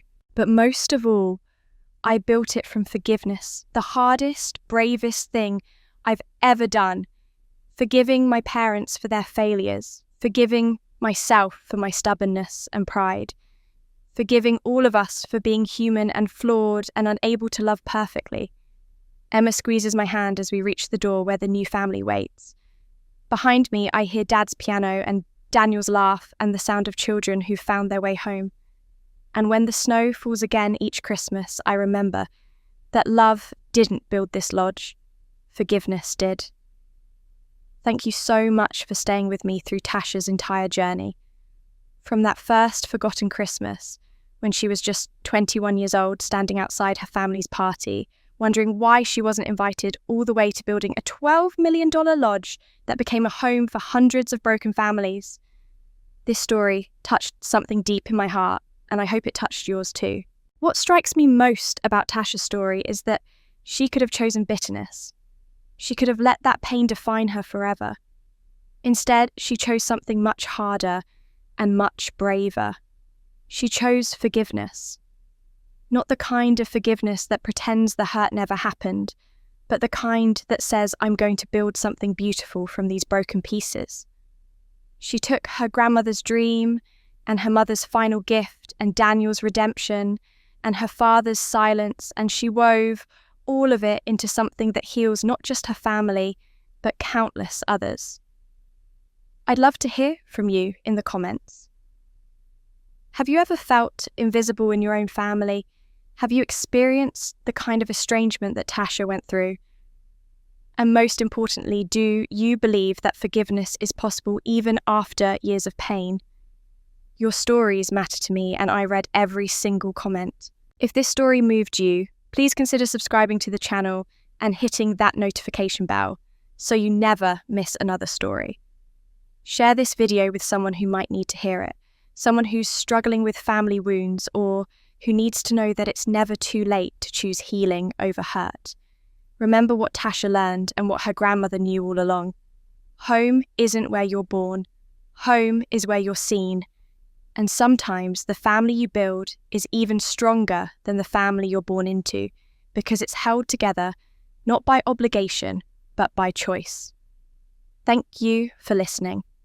Until next time, may you find your way home wherever and whatever that means for you.